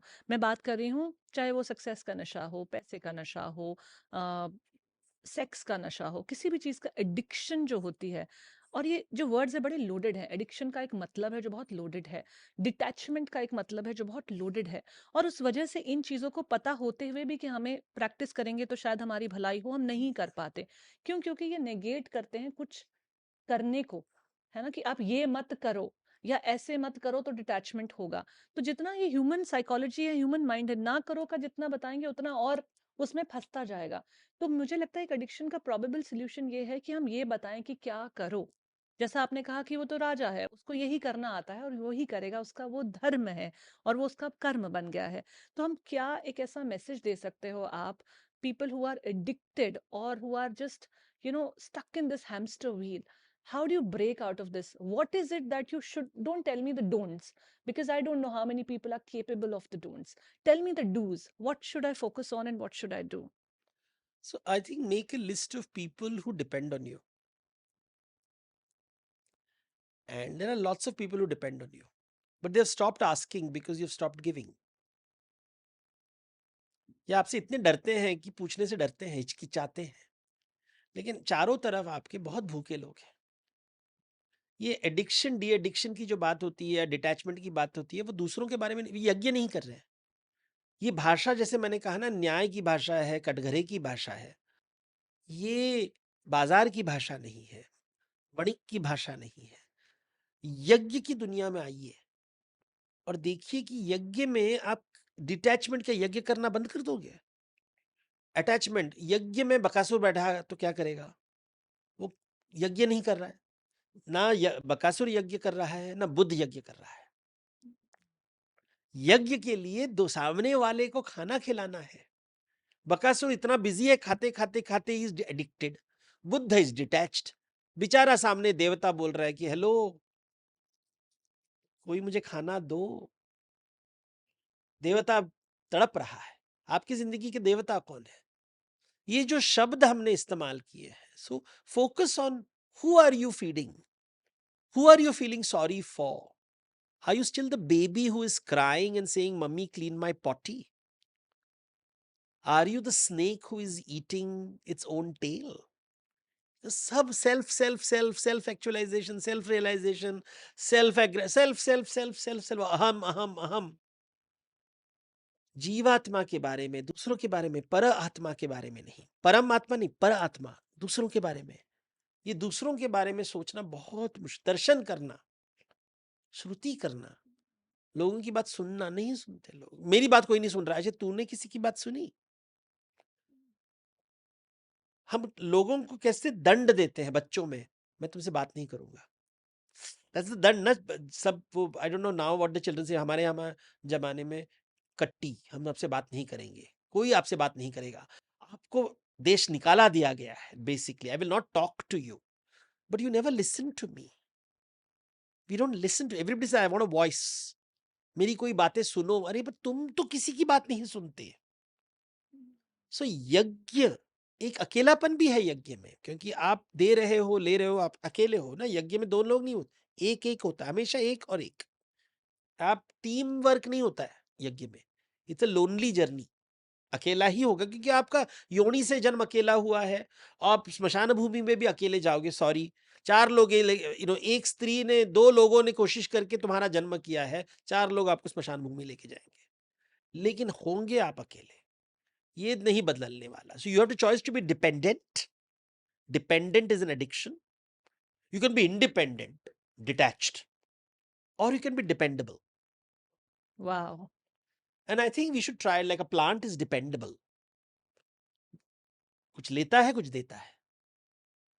We have to be dependable as people. We will, and dependability is about exchange. It's about yajna, and yajna is about dharma. And dharma is Hinduism in its finest form. Wow. Such profound wisdom, such profound wisdom, and immediately clear करता है कितने सारे loaded शब्द, जैसे मैंने कहा। क्योंकि जब ये शब्द आते हैं ना, कंटेंटमेंट, डिटैचमेंट, एडिक्शन, तो लगता है ये कोई बहुत बड़ी बीमारी है या कोई बहुत बड़ा टारगेट है जिसे अचीव करने से कुछ हो जाएगा, कोई दरवाजा मेरे लिए खुल जाएगा और कोई मुझे बहुत सुख की प्राप्ति हो जाएगी। लेकिन जब आप उसको एक इस पर्सपेक्टिव से, एक दार्शनिक रूप से देखना शुरू करते हैं, तो वाकई में शायद काफी सिंपल है। आखिरी सवाल की ओर नाउ विल मूव। एक सवाल जो मैं एंड में सबसे पूछती हूँ अपने सभी गेस्ट से कि आपकी सक्सेस की परिभाषा क्या है? What is your definition of success? Being content, now you use the word.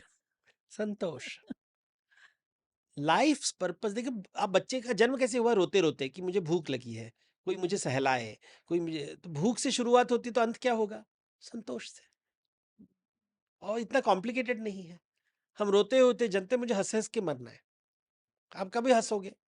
जब संतोष प्राप्त होगी। जब संतोष प्राप्त होगी तब आप यज्ञ करोगे, क्योंकि जब मेरी भूख मिटेगी तब मैं आपकी भूख देखूंगा ना। तो यज्ञ करने के लिए बिना संतोष यज्ञ नहीं होगा। संतोष प्राप्ति होगी कैसे? क्या कहीं बाहर ढूंढना पड़ेगा? वो 1 मिनट की बात है। क्या इस मोमेंट में भी संतोष प्राप्ति हो हाँ, सकती है? एक बार आप बड़े हो गए, हाथ पैर चलने लगा, तो आपको भूख लगी, आपने खाना खा लिया, संतोष, एटलीस्ट फिजिकल संतोष हो गया। आपको इनसिक्योरिटी हो रही है, आपने कुछ कर लिया, फिर आपको तो सिक्योरिटी लग गया। संतोष का प्रूफ क्या है? जब आप दूसरों के बारे में सोचने लगते हो, चिंता नहीं करते हो, सोचते हो। जब आप दर्शन करने लगते हो तो संतुष्टा की शुरुआत हो गई। जब आप दान करने लगते हो, लोगों को स्वाहा करने लगते हो, उनको खिलाने लगते हो, और रिटर्न की आवश्यक सोचते भी नहीं हो कि मिला नहीं मिला क्या फर्क नहीं पड़ता है, फिर मतलब आप संतोष हो। जब सामने वाले के बकवास आप सह सकते हो, मूर्ख की मूर्खता से आपको आनंद आता है, उस दिन आप संतोष हो गए। तो आपने 3-4 इंडिकेटर्स भी दे दिए कि पता कैसे चले कि मैं कंटेंट हूँ या मैं सिर्फ एक शब्द यूज़ कर रहा हूँ, क्योंकि मैंने सीख लिया है। Thank you so much Devdutt ji for coming on the journey with in podcast. बहुत सारी बातें आपने बताई, कितनी सारी कहानियाँ आपने यहाँ पर उनके माध्यम से you have tried to tell us the basic simple, I would say, truths of life, जो इंडिविजुअल भी हो सकते हैं, कलेक्टिव भी हो सकते हैं, लेकिन सारे हैं, यहीं पे एग्जिस्ट कर रहे हैं। Thank you so much. Thank you so much. Thank you for watching today's episode. I'm sure it was an eye opening conversation for you.